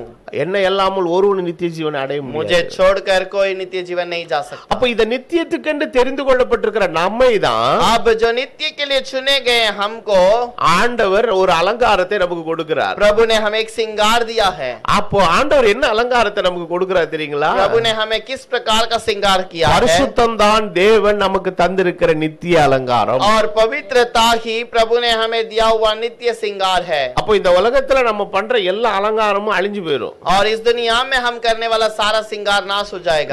நான் சில நேரங்கள் இந்த பிரயாணத்துல போகும்போது இந்த சினிமா நடிகர்கள் நடிகைகள்லாம் அப்படி பிரயாணத்துல எதிர்வராம வருவாங்க. और मैं यात्रा में जाने के समय पर जो सिनेमा में जो रहते हैं वो लोग कभी कभी मुझे रास्ते पे प्लेन में दिखते நான் थे. யோசிப்பேன், இந்த அசிங்கமான மூஞ்சிக்கு இந்த பால்கள் இப்படி ஓடுறாங்க. और मैं कहता हूँ क्या ये जो पूरा चेहरा है इस चेहरे को देखने के लिए लोग दौड़ते हैं. என்ன ஒரு தடவை மெட்ராஸ்ல ஒரு டிவி சேனல்ல பேட்டி எடுக்க கூப்பிட்டு இருந்தாங்க. और एक टीवी चैनल में मुझे मद्रास में एक चैनल वाले ने मुझे इंटरव्यू के लिए बुलाया था. நல்லா டீசெண்டா ட்ரெஸ் பண்ணிட்டு போயிட்டேன். और मैं अच्छा डिसेंट कपड़ा पहनकर चला गया। அவன் என்ன பண்ணிட்டா, முதல்ல ஷூட்டிங் ஸ்டார்ட் பண்றதுக்கு முன்னாடி மேக்கப் ரூம் கூட்டி போயிட்டாங்க. और वो मेरा शूटिंग स्टार्ट करने के पहले मेकअप रूम में लेकर गए। நீ என்னடா வம்பா பூச்சிக்கு என்னடா பண்ண போறாங்க அப்படின்னு சொல்லி நான் கேக்குறேன், என்ன செய்ய போறீங்க? और मैंने पूछा आप लोग मेरे साथ क्या करने वाले हैं? சார் உங்களுக்கு கருவளை எல்லாம் ரொம்ப இருக்கு, आपको यहाँ पर दाग है, இந்த இடத்துல ஒரு மாதிரி black patches இருக்குது, और थोड़ा थोड़ा काला सा दाग है आपके चेहरे पे। டிவி சேனல்ல போடும்போது ஒரு மாதிரி இருக்கும், और वो टीवी चैनल में डालने के समय पे अच्छा नहीं लगेगा, அதனால நாங்க கொஞ்சம் டச் அப்லாம் பார்க்க போறோம் அப்படி, और इसीलिए हम उसको थोड़ा सा छू कर सही करेंगे। என்னடா வம்பா பூச்சி அப்படின்னு சொன்னேன். मैंने कहा कि ये तो गड़बड़ हो गई। ஆனா நீங்க நம்ப மாட்டீங்கங்க, आप भरोसा नहीं करेंगे, 2 நிமிஷத்துல வெள்ளக்கார மாதிரி ஆயிட்டாங்க। और मुझे 2 मिनट में एक गोरे वाले के समान बना दिया। எல்லாத்தையும் ஒரு 4 இது எடுத்தான், और 4 कुछ चीजों को लिया, அங்கங்க தடவுனா, और यहाँ वहाँ मेरे चेहरे पे ஒரு रखा, 10-15 நிமிஷத்துல என்ன அப்படியே கதகதகதன்னு ஆகிட்டான்। और 10-15 मिनट में मुझे ऐसे गोरा बना दिया। அந்த ஷூட்டிங்ல அதுக்கு அப்புறம் அதை பார்த்துட்டு இது நானா இல்ல இது வேற யாரான்னா எனக்கே நம்ப முடியல। और वो शूटिंग के बाद जब मैंने उस प्रोग्राम को देखा तो मैं खुद भरोसा नहीं किया ये मैं हूं कि और कोई है। அப்பதான் யோசிச்சேன், இந்த பவுலுக்கு எல்லாம் இந்த அலங்காரத்தை போட்டு தான் இவ்வளவு மேக்கப் பண்ணி ஆள்களை ஏமாத்திக்கிட்டு இருக்காங்க। और तब मैंने सोचा इतना श्रृंगार करके ये लोग लोगों को फंसा रहे हैं। ஆனா ஒரு சாதாரண நிலையில நேருக்கு நேர் மனுஷனா பார்க்கும்போது அந்த வெளியில பார்க்கிறதுக்கு அதுக்கு என்னவே கிடையாது, சம்பந்தமே இல்ல। और साधारण व्यक्ति के रूप में अगर उस व्यक्ति को सामने से देखे और वहां पर देखे तो दोनों का बहुत अंतर है। நம்முடைய எல்லா அலங்காரமும் மறைந்து போகும், हमारा सारा श्रृंगार नाश हो जाएगा, ஆனால் தேவன் நமக்கு ஒரு நித்திய அலங்காரத்தை लेकिन வைத்திருக்கிறார்। प्रभु ने हमें एक नित्य श्रृंगार दिया है। கர்த்தர் குடியிருக்கிற இந்த ஆலயமாகிய இந்த வாசஸ்தலத்துக்கு और प्रभु रहने वाला इस निवास स्थान के अंदर தேவன் ஒரு நித்தியமான அலங்காரத்தை வைத்திருக்கிறார்। प्रभु एक नित्य श्रृंगार को रखता है। இந்த அலங்காரத்தை உண்மையிலே நான் பெற்றுதான் ஆகணுமா அப்படி நீங்க கேட்டீங்கன்னா, यदि आप पूछते हैं कि क्या इस श्रृंगार को मुझे हमेशा जानना है, காரணம் கர்த்தர் அதற்காக தான் நம்மளை தெரிந்து கொண்டிருக்கிறார்। क्योंकि प्रभु ने इसी कारण हमें चुन लिया है। அப்ப தேவன் எதிர்பார்க்கிற அந்த நித்திய அலங்காரம் எங்கே இருக்கிறதோ, और प्रभु हमें चुनने वाला वो श्रृंगार कहां पर है, அந்த இடத்திலே தேவன் வந்து அவர் வாசம் பண்ணுகிறார்। और उस स्थान पर प्रभु आकर निवास करता है। அப்போ அப்போஸ்தலனாகிய பவுல் प्रेरित पौलुस எபேசியர்கள் நிருபத்திலே சொல்ல ஒரு வசனத்தை நான் வாசிக்க விரும்புகிறேன்। एफेसियों की किताब में लिखने वाली बात को मैं एक पढ़ना चाहता हूं। எபேசியர்கள் நிருபம் 4வது அதிகாரத்தின் 24வது வசனம்। इफेसियों का 4था अध्याय उसका 24वां वचन। எபேசியர் 4:24। इफेसियों का 4 उसका 24वां। மெய்யான நீதியிலும் மெய்யான நீதியிலும் பரிசுத்தத்திலும் பரிசுத்தத்திலும் தேவனுடைய சாயலாக சிருஷ்டிக்கப்பட்ட தேவனுடைய சாயலாக சிருஷ்டிக்கப்பட்ட புதிய மனுஷனை தரித்துக் கொள்ளுங்கள்। புதிய மனுஷனை தரித்துக் கொள்ளுங்கள்। ஹல்லேலூயா। हालेलुया। அப்ப இந்த இடத்துல ஒரு புதிய மனுஷனை பத்தி பேசுதுன்னா பழைய மனுஷன் ஒன்னு இருக்குது। यहाँ पर एक नए मनुष्य के बारे में बातें करता है, इसका मतलब कोई पुराना मनुष्य तो भी है। அப்ப இந்த பழைய மனுஷன் தான் நாம், इसका मतलब ये नया मनुष्य तो मैं हूँ। ஆனால் நாம் தரித்துக் கொள்ள வேண்டிய புதிய மனுஷன் கர்த்தராகிய இயேசு கிறிஸ்து। और हम जो नए मनुष्य तो पहन लेना है वो यीशु मसीह है। ஒரு மனுஷன் கிறிஸ்துவுக்குள் இருந்தால் அவன் புது சிருஷ்டியாக இருக்கிறார்। एक मनुष्य जब प्रभु में है वो नए सिरे से बनाया गया है। பழையவைகள் எல்லாம் ஒளிந்து போயின, எல்லாம் புதிதாயின। पुरानी सारी बातें नाश हो गई, सब कुछ नया हो गया। அப்போ இன்றைக்கு இந்த பரிசுத்தம் என்கிற ஒரு வார்த்தையை अब ये पवित्रता का वचन இன்னைக்கு ஒவ்வொரு சபையினரும் கொடுக்கக்கூடிய சில விளக்கங்கள் வித்தியாசமா இருக்கிறது। अब हर एक भवन में कलीसिया में देने वाला उपदेश अलग प्रकार का है। ஒவ்வொரு குறிப்பிட்ட சபை பிரிவினரும் சில குறிப்புகள் और வைத்திருக்கிறார்கள்। हर एक कलीसिया एक अलग अलग बात को रखता है। இதையெல்லாம் செய்தால் பரிசுத்தம், இதையெல்லாம் செய்யாவிட்டால் பரிசுத்தம்। ये सब करोगे तो पवित्रता है, ये सब करोगे तो अशुद्धता அப்ப है। ஒரு குறிப்பிட்ட சபை பிரிவினர் சில குறிப்புகளை பின்பற்றுவதன் மூலமாய் अब कुछ कलीसिया कुछ चीजों को पालन करता है, इसीलिए தாங்கள் பரிசுத்தமாய் இருப்பதாக தங்களை குறித்து நினைத்துக் वो கொள்கிறார்கள்। अपने आप के बारे में सोचते हैं कि वो पवित्र है। இன்னொரு சபை இந்த இடத்துல போனீங்கன்னா அவங்க சொல்லுவாங்க, और एक कलीसिया में जाएंगे तो वो कहते हैं இல்லங்க அவங்க சொல்ற பரிசுத்தம் வந்து கொஞ்சம் மட்டமானதுங்க, நாங்க கொஞ்சம் அட்வான்ஸ் ஆனதுங்கறாங்க। और वो जो करते हैं वो पवित्रता थोड़ा सा कम है, मैं उससे थोड़ा बढ़कर हूँ। இப்ப பரிசுத்தத்துக்கு அளவுகோலை அவரவர்களே தீர்மானித்துக் கொள்கிறார்கள்। और उस पवित्रता का हिसाब वो अपने आप में निर्णय लेते हैं। இங்கதான் சிக்கலே ஸ்டார்ட் ஆகுது। और यहीं पर गड़बड़ी आरंभ होती है। நான் இந்த காலவேளையில கர்த்தருடைய ஊழியக்காரனாக உங்களுக்கு சொல்லுகிறேன், मैं प्रभु का सेवक आज आपसे कहता हूँ, பரிசுத்தத்துக்கான அளவுகோலை தீர்மானிக்கிற வேலையை கர்த்தர் உங்களுக்கு எனக்கு கொடுக்கவில்லை। पवित्रता का निर्णय लेने वाला अधिकार आपको या मुझको प्रभु ने नहीं दिया। அந்த அளவுகோலை தீர்க்கமாய் உண்மையாய் நிர்ணயித்திருக்கிறவர் கர்த்தராகிய இயேசு और கிறிஸ்து. उसका निर्णय लेने वाला प्रभु यीशु ही है। அப்போ உண்மையாக பரிசுத்தம் என்பது என்ன? पवित्रता का मुख्य बात क्या है? நான் ஊழியத்துக்கு நிறைய இடங்களுக்கு போற, நிறைய இடங்கள்ல பிரசங்கம் பண்றேன். मैं सेवकाई के लिए बहुत सारे जगह पर प्रचार करता हूँ। சில இடங்கள்ல சில விஷயங்கள்ல அவங்களுக்கு இடரெல்லாம் இருக்க கூடாது பாருங்க. நான் ரொம்ப கொஞ்சம் கவனமா இருப்பேன் அந்த मैं हमेशा விஷயத்துல. ध्यान देता हूँ कि वो सभा में कोई गड़बड़ी नहीं होनी चाहिए मेरे प्रचार से। நேத்து காலையில வந்து ஏர்போர்ட்ல இறங்கினா என் ஃளைட் ஒரு 40 நிமிஷம் லேட் ஆயிருச்சு. और मेरा प्लेन करीब 40 मिनट लेट हो गया। मैं एयरपोर्ट में आकर उतरा। சோ நான் எப்பவும் பிரயாணத்துல போனா கொஞ்சம் கலர் சட்டை போட்டுக்கிட்டு கொஞ்சம் கேஷுவலா போவேன். और मैं प्लेन से उतरता हूँ तो थोड़ा कलर शर्ट पहनकर थोड़ा अलग तरीके से चलता हूँ। பிரசங்கம் எல்லாம் பண்ண வந்தா ஒரு வெள்ளை சட்டை போட்டு, இது பரிசுத்தம் கிடையாது, ஒரு ஒழுங்குக்காக செய்வேன். और ये सफेद कपड़ा मैं इसलिए पहनता हूँ कि ये एक अच्छे दिखता है, पवित्रता के लिए என்ன नहीं। ஆவிக்குரிய நிலையில வழிநடத்துற எங்க தகப்பனார் எனக்கு சொல்லி கொடுத்த அந்த ஒழுங்கை நான் கொஞ்சம் ஃபாலோ பண்றேன். और அவ்வளவுதான். मेरा पिता जो पवित्रता के लिए मुझे सिखाया कि सीधा सही दिखना अच्छा लगता है, इसलिए मैं ऐसे सफेद कपड़ा पहन சோ लेता இந்த हूँ। பரிசுத்தத்துக்கும் வெள்ளை சட்டைக்கு எந்த சம்பந்தமும் கிடையாது. पवित्रता का और सफेद कपड़े का कोई मेल जोल नहीं। நான் கால வெள்ளை சட்டையை போட்டு பயங்கர ஃப்ராடா இருக்கலாம். और मैं सफेद कपड़ा पहनकर मैं बहुत बड़ा फ्रॉड हो सकता हूँ। ஆனா கருப்பு சட்டையை போட்டு நல்லவனாவும் இருக்கலாம். और काला कपड़ा पहनकर मैं एक अच्छा व्यक्ति भी रह सकता हूँ। கர்த்தர் இருதயத்தை பார்க்கிறவர். प्रभु हमारे हृदय को देखता है। சோ நான் ஒரு ஊழியக்காரனா பிரசங்கிக்கும் போது இப்படி இருந்தா நல்லா இருக்கும்ங்கறத எங்க அப்பா கத்து கொடுத்தார். அந்த ஒழுங்கை நான் ஃபாலோ பண்றேன். அவ்வளவுதான். और मैं सेवकाई करने के समय पर ऐसा रहेगा तो सही रहेगा, इसीलिए मेरे पिता ने सिखाया, मैं पालन करता हूँ। நான் பிரயாணத்துல வரும்போது ஒரு பூ போட்ட சட்டையை போட்டு வந்துட்டேனா, और मैं यात्रा में फूल वाला शर्ट पहनकर आ रहा था। ஃளைட் லேட் ஆயி போச்சு, சட்டை மாத்த டைம் இல்ல. और फ्लाइट लेट हो गया, शर्ट बदलने के लिए समय नहीं இப்போ हुआ। அங்க சபையில வந்து பிரைஸ் எல்லாம் கொடுத்து என்ன ஜெபம் பண்ண சொல்லி கூப்பிட்டாங்க. और वहां से सीधा मुझे बताया कि कलीसिया में आकर आपको प्राइज बांटना है। நேரா அங்க இருந்து சர்ச்சுக்கு நேரா வேகமா போறோம். और एयरपोर्ट से सीधा हम चर्च पे आ गए। விபிஎஸ் கிளாஸ் நடந்தது. चर्च में VBS क्लास चल रहा था நேற்று இறுதி நாள். और कल आखिरी दिन था। பிரைஸ் டிஸ்ட்ரிபியூஷன் பண்ணி அவங்களுக்காக ஜெபம் பண்ண என்ன கூப்பிட்டு இருந்தாங்க. और वहां पर प्राइज डिस्ट्रीब्यूशन कर बांटने के लिए मैं बुलाया गया था। அந்த ஃபங்க்ஷனுக்கு ஒரு சீஃப் கெஸ்ட் மாதிரி போறேன். और वहां उस फंक्शन में चीफ गेस्ट के समान में गया। வேற பூ போட்ட சட்டையை போட்டுக்காம ஏதா வில்லங்கம் ஆயிருமோன்னு வேற பயம் எனக்கு. और मुझे डर लग रहा था कि मैं तो फूल वाला शर्ट पहनकर जा रहा हूँ, वहां पर कुछ गड़बड़ी हो जाएगी। நான் கூட்டு போன ஒரு ஐயா கிட்ட கேட்டுக்கிட்டேன். और बुला के लेकर जाने वाले भाई से मैंने बोला, இந்த பூ போட்ட சட்டை யாருக்கு இடர்ல ஆகாத. और ये जो वस्त्र किसी के ठोकर में तो नहीं होगा। அப்போஸ்தலனாகிய பவுல் சொல்றாரு, நான் மாம்சம் புசிக்கிறது கூட ஒருத்தருக்கு இடர்ல இருந்துச்சுன்னா அவன் நிமித்தம் நான் சாப்பிடாம இருப்பேங்கிறாரு. और एक पौलुस कहता है मांस खाना अगर दूसरे के लिए विरोधी है तो मैं उसके सामने नहीं खाऊंगा। அவர் பிரதர் சொன்னார், அதெல்லாம் ஒண்ணும் பிரச்சனை, நீங்க சும்மா வாங்க அப்படின்னு. पास्टर ने कहा कोई बात नहीं, आप अपनी मर्जी से आइए। சரி, பூ போட்ட சட்டையை போட்டு நேத்து கூத்த முடிச்சிட்டு வந்துட்டேன்.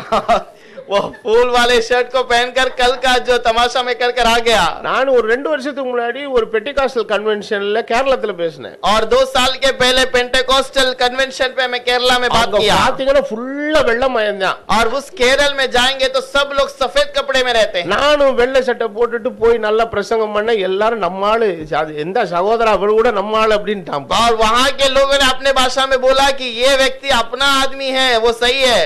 ஒரு நாள் கூட்டம் எல்லாம் முடிஞ்சிச்சு, காலையில நான் கிளம்பணும்.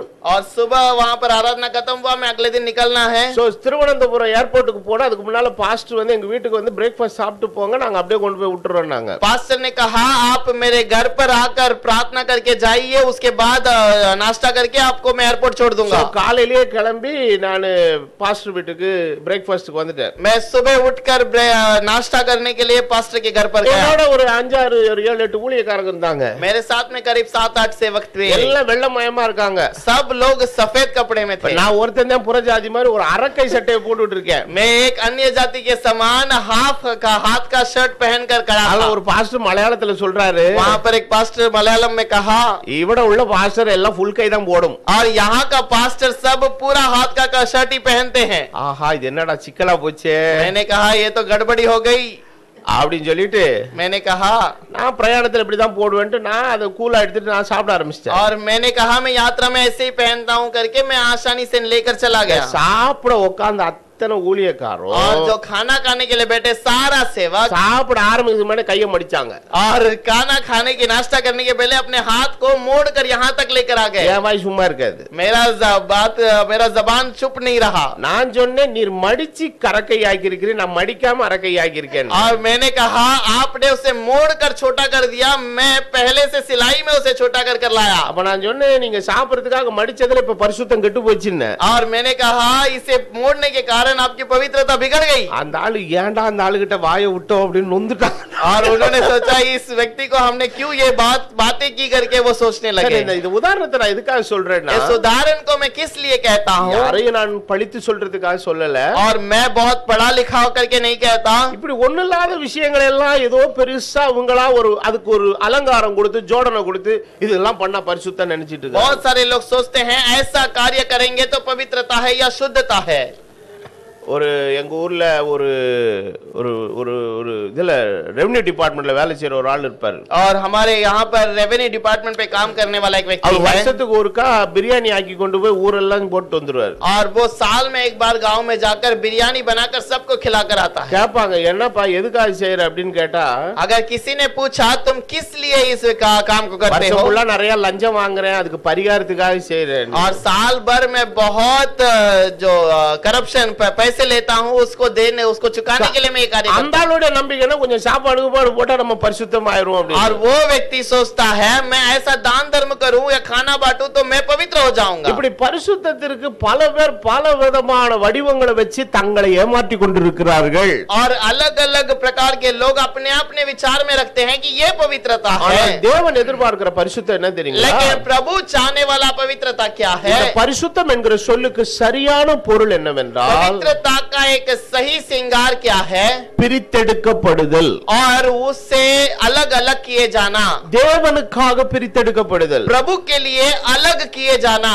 அப்போ நம்ம வீட்ல எவ்வளவு பாத்திரங்கள் இருக்குது. हमारे घर के अंदर कितने बर्तन हैं? சில பாத்திரங்களை சில விஷயத்துக்காக பிரித்தெடுத்து வைக்கிறோம். कुछ बर्तन कुछ कार्य के लिए अलग करते हैं, ஏன்னா அது அந்த குறிப்பிட்ட வேலைக்காக மாத்திரமே. क्योंकि उसका काम उस कार्य को करने के लिए है। இப்ப நம்ம சர்ச்சில் கம்யூனியனுக்கு பாத்திரங்கள் வச்சிருக்கிறோம். हम कर चर्च में उस कम्युनियन के लिए अलग बर्तन रखते हैं। யாரோ ஒரு கெஸ்ட் வந்துட்டான்னு அந்த அப்பம் வைக்கிற தட்டுல 2 வடையையும் ரசம் கொடுக்கிற கப்பல யாராவது இது காப்பி ஊத்து கொடுப்போமா? और क्या हम कोई आ गया बाहर से तो हम उसके अंदर 2 वड़ा और कोई इडली लगकर दे सकते हैं? அப்ப அதனுடைய அர்த்தம் என்னன்னா, इसका मतलब क्या है? இந்த குறிப்பிட்ட பாத்திரம் இந்த குறிப்பிட்ட வேலைக்காக அது ஒதுக்கி வைக்கப்பட்டிருக்கிறது. और ये बर्तन ये कार्य के लिए बनाया गया है। அப்ப கர்த்தரும் இந்த உலகத்தில் உள்ள எல்லா மனுஷரிலிருந்து நம்மை தமக்காக கர்த்தர் தெரிந்து கொண்டு, और इस दुनिया से प्रभु अलग कार्य के लिए हमें चुन लिया, நமக்கு ஒரு ஆசீர்வாதமா இருக்கும்படி கர்த்தர் நம்மை வைத்திருக்கிறார். हमें उस कार्य को पूरा करने के लिए प्रभु ने चुना है। அப்ப ஆண்டவர் நமக்கு தந்திருக்கிறதான ஒரு மெய்யான அலங்காரம், और हमें दिया गया एक सही श्रृंगार,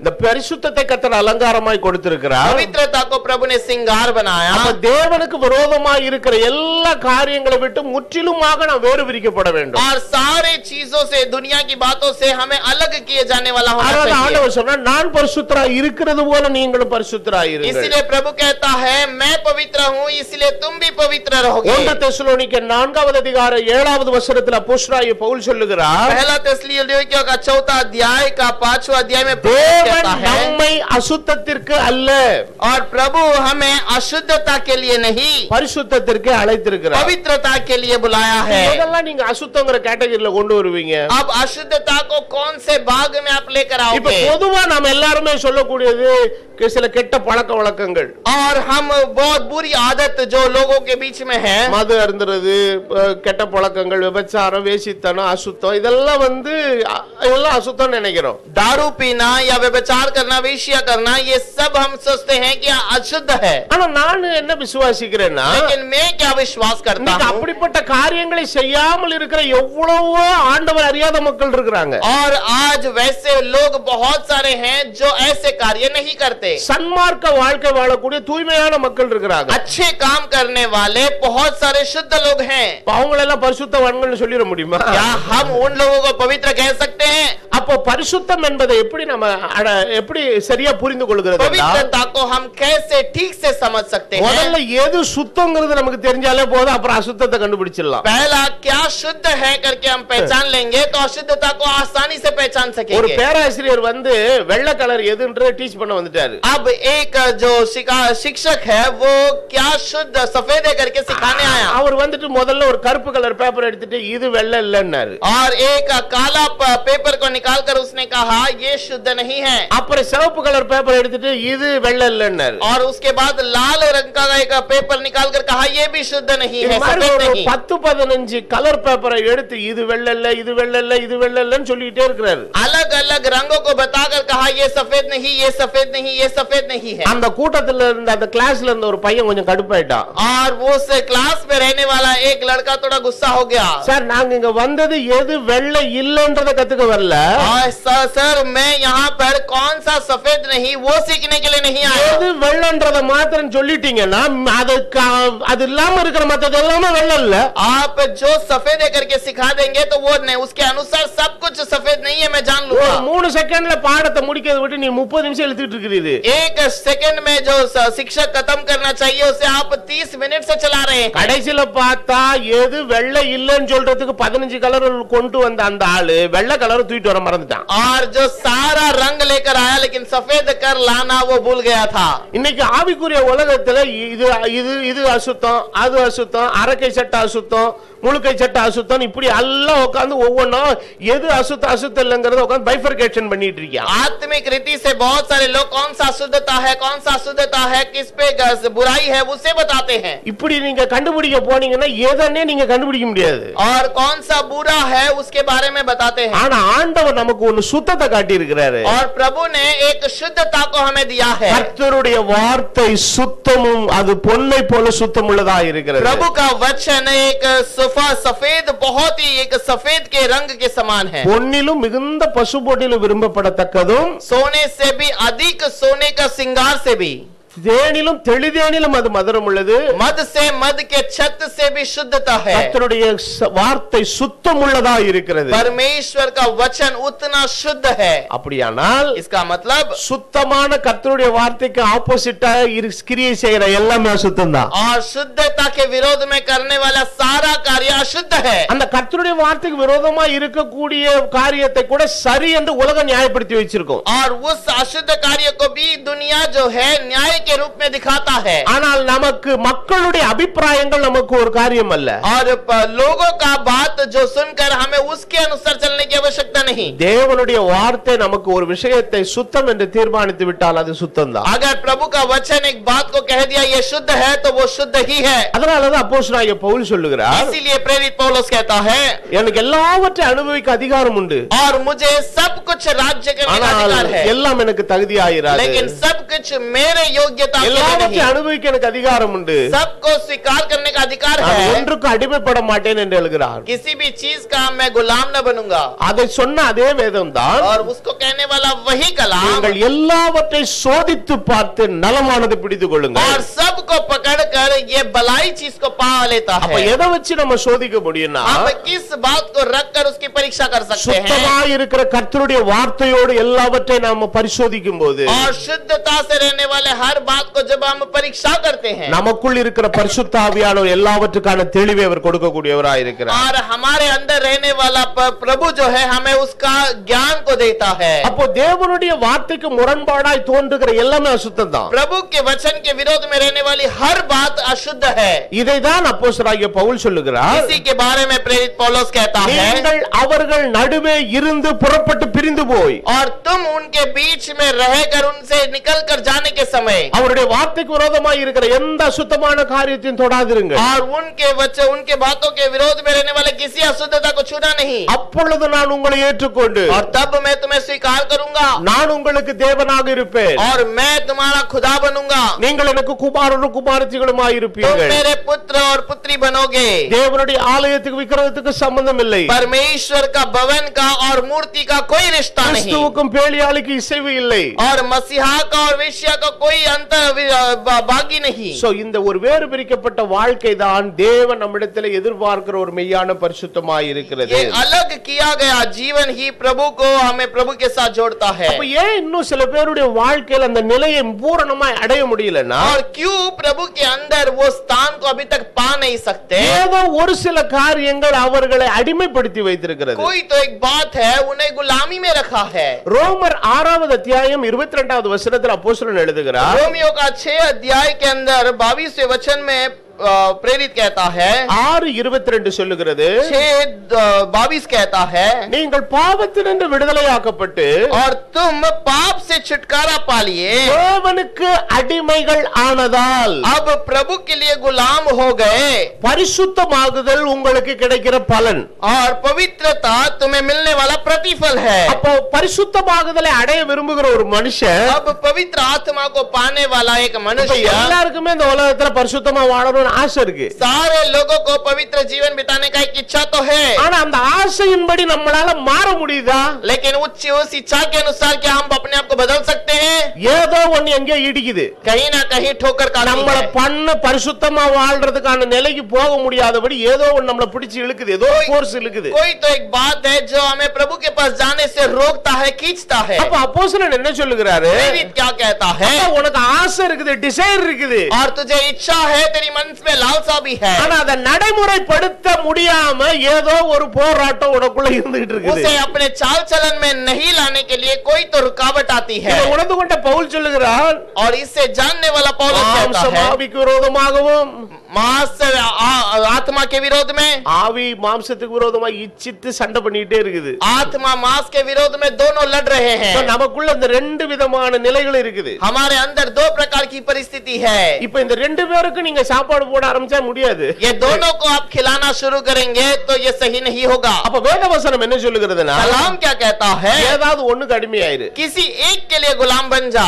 மாம்சத்துக்கு அடிமையாயிருக்கிறவன் மாம்சம் விரும்புகிற காரியத்தை எல்லாம் செய்றான். और जो मांस में गुलामी में है, मांस के सारे लालसा को पूरा करता है। ஆனால் தன் வாழ்வை கிறிஸ்துவுக்கு அடிமையாக்கினவன் கிறிஸ்துவுக்காக மாத்திரமே வாழ்கிறான். लेकिन जो अपने जीवन को मसीहा के लिए अर्पण किया, वो केवल मसीहा के लिए जीवन बिताता I है। cannot be a slave to two people. और मैं दो का गुलाम नहीं बन सकता। ஒரே நேரத்துல ரெண்டு பேருக்கு அடிமையா இருக்க முடியாது. एक ही समय पे मैं दोनों का गुलाम नहीं रह सकता। ஏதாவது ஒரு காரியத்துக்கு நான் அடிமையா இருந்தா இன்னொரு காரியத்தை விட்டு நான் வெளியே வந்தாகணும். और मैं एक चीज पे गुलाम में रहूंगा तो दूसरे चीज से बाहर निकलनी पड़ेगी। அப்ப இன்னைக்கு நம்முடைய ஆவி ஆத்துமா சரீரத்தை और इसके लिए मेरा आत्मा, देह और शरीर அடிமை தேவனுக்கு அடிமைகளாக ஒப்பு கொடுத்துடணும். और मुझे प्रभु के लिए गुलाम में अर्पण करना என்ன है। பிரதர் தேவனுடைய பிள்ளைகளா இருக்கிறோம்னு சொல்றீங்க, அப்புறம் அடிமைன்னு வேற சொல்றீங்க. प्रभु आप बोलते हैं कि प्रभु के बच्चे हैं, अभी आप बोलते हैं प्रभु के गुलाम हैं। அடிமைத்தனம் என்பதை வேதம் என்ன கண்ணோட்டத்துல பேசுதுன்னா, और गुलामी प्रभु का वचन किस इशारे से बातें करता ஒரு है? மனுஷன் ஒருத்தருக்கு அடிமை ஆயிட்டான்னா एक मनुष्य एक व्यक्ति का यदि गुलाम है, அவனுக்கு பிடிக்குதோ பிடிக்கலையோ, और इसको पसंद है या नहीं, அவன் என்ன சொல்றானோ செஞ்சுதான் वो जो भी कहता है उसे ये पूरा करता है। அவனுக்கு காலையில ஒரு 7 மணிக்கு தான் எந்திரிக்கணும்னு ஆசை, और इसको सुबह 7 बजे ही उठने का इच्छा है। ஆனா ஒரு எஜமான் வந்து அடிமையை வந்து 5 மணிக்கு எந்திரினா எந்திரிச்சுதான் ஆகணும். लेकिन अगर एक मालिक आकर कहता है कि तुझे 5 बजे उठना है तो इसे उठना ही पड़ेगा। அப்போ தேவன் என்ன நிலையில நம்மளை எதிர்பார்க்கிறார்னா, प्रभु हमें किस परिस्थिति पे चाहता है? உட்காரனா உட்காரு, எந்திரினா எந்திரிங்கிற நிலைக்குள்ள நம்முடைய செயல்பாடுகளை தேவனுடைய சித்தத்துக்கு பூரணமாக ஒப்பு கொடுக்கிற ஒரு மக்களா, और उठ जा कहे तो उठ जा, बैठ जा मतलब बैठ जा, ये पूरे परिपूर्णता से अर्पण करना चाहता है। ஒரு மனுஷன் ஒரு அடிமையை எப்படி எல்லா காரியத்தையும் செய்யறதற்கு அவனை மாத்துவானா, அது மாதிரி நீங்க கிறிஸ்துவுக்கு மாறுங்கன்றாரு. और एक मनुष्य गुलामी में कैसे अपने आप को पूरा अर्पण करता है, वैसे मसीहा के लिए तुम बन जाओ। அப்ப அடிமைகள் போல ஒப்பு கொடுத்ததுனால அதை வச்சு கர்த்தர் நம்மளை வந்து ரொம்ப இல்ட்ரீட் பண்ற ஆண்டவர் கிடையாது. और हम गुलामी में अर्पण करते हैं, इसीलिए प्रभु हमें अपने मर्जी से किसी भी कार्य के लिए नहीं ले जाता। இந்த உலகத்தில் எந்த மனுஷனுக்கு நம்ம அடிமையாய் ஒப்பு கொடுத்தாலும் விழுந்து விடுவோம். और इस दुनिया में किसी के लिए भी अगर अर्पण करते हैं तो हम गिर जाएंगे। ஆனால் தேவனுக்கு நம்மை அடிமையாய் ஒப்பு கொடுத்தால் தேவன் நம்மை வாழ வைப்பார். और यदि प्रभु के लिए हम अर्पण करते हैं तो प्रभु हमें स्थिर खड़ा करता है। விழுந்து போன நிலைமையில் இருக்கிற, சிதைந்து போன நிலைமையில் இருக்கிற நம்ம வாழ்க்கைக்கு ஒரு புதிய வாழ்க்கையை கற்றுக் கொடுக்கிறார். और जो गिरा हुआ या पड़ा हुआ जो जीवन है उसको प्रभु एक अच्छा जीवन देता ஏன்னா है। அந்த உலகத்தின் மனுஷனை நம்பி எதையுமே செய்ய முடியாது, கர்த்தரை நம்பி எது வேணாலும் செய்யலாம். दुनिया के लोगों के भरोसे पे कुछ नहीं कर सकते, लेकिन प्रभु के भरोसे पे कर सकते हैं। ரெண்டு காரியம் முக்கியம். दो बात मुख्य है। தேவன் ஒரு காலம் போய் சொல்ல மாட்டார். प्रभु कभी झूठ नहीं कहता, ரெண்டாவது எனக்கு ஆண்டவர் எந்த காலத்துல கெடுதல் செய்ய மாட்டார். और प्रभु किसी भी समय पर मेरी बुराई नहीं करेगा। இந்த நாளில் இந்த நிமிஷத்தில் என்னை ஒரு காரியத்தை கர்த்தர் செய்யும்படி சொல்றது எனக்கு கடினமா இருக்கலாம். और ये आज के दिन में एक बात जो प्रभु मुझसे कहता है ये मेरे लिए कठिन हो सकता है, ஆனால் ஆரம்பத்திலிருந்து முடிவை காண்கிற என் நல்ல தெய்வம் என் நன்மைக்காகவே செய்கிறார். और मेरे आरंभ से अंत को जानने वाला खुदा मेरा भलाई ही करता है। இதனுடைய அடிப்படை தாற்பயத்தை புரிந்து கொண்ட பக்தன் சொல்லுகிறார், और इसकी गहराई को समझने वाला भक्तवान कहता है, அவரிடத்தில் அன்பு கூறுகிறவர்களுக்கு எல்லாம் நன்மைக்கு ஏதுவாக நடக்கிறது. और उसके ऊपर प्रेम करने वाले के लिए सब कुछ भलाई के लिए ही होता है। அது ஏன் இன்னைக்கு நடக்குது நமக்கு ஒண்ணுமே புரியல. और आज क्यों ऐसे होता है हमें नहीं समझ में आता। சில நேரத்துல ஆண்டவருடைய செயல்பாடுகள் பாத்தீங்கன்னா அப்படியே பிச்சு கூட்ட கலச்சி விட்டுற மாதிரி இருக்கும். और ऐसा लगता है कि प्रभु उस पूरे घोंसले को यहाँ वहाँ छितर बितर कर दिया। என்ன ஆண்டவர் கொஞ்சம் தவிக்கிற மாதிரி ஒரு சூழ்நிலை இருக்குது. ऐसा समय आ जाता है, क्यों प्रभु क्यों मेरे जीवन में ऐसा है करके हम तड़पते ஆனாலும் हैं। கர்த்தருடைய கரம் நம்மோடு இருந்து நமக்கு தேவன் நன்மையான காரியங்களை செய்து கொண்டிருக்கிறார். लेकिन प्रभु का हाथ हमारे ऊपर रहकर हमें सही रास्ते पे ले ஆனா जाता है। அன்னைக்கு சொல்லுவோம் இப்படி ஒண்ணு மாத்திரம் என் வாழ்க்கையில நடக்காம இருந்திருந்தா, और उस दिन हम कहेंगे अगर वो बात उस दिन नहीं हुई होती। அந்த சாட்சி எப்ப வரும் தெரியுங்களா? गवाही कब आती है? தேவன் குறித்த லெக்குக்கு நம்ம போய் சேரும்போது प्रभु ने चुना हुआ उस स्थान पर पहुंचने के समय पर। இப்ப ஒண்ணும் புரியாது, கண்ணை கட்டி காட்டுல விட்ட மாதிரி இருக்கும். आज हमें समझ में नहीं आता, आंख बंद करके जंगल में छोड़े समान रहता है।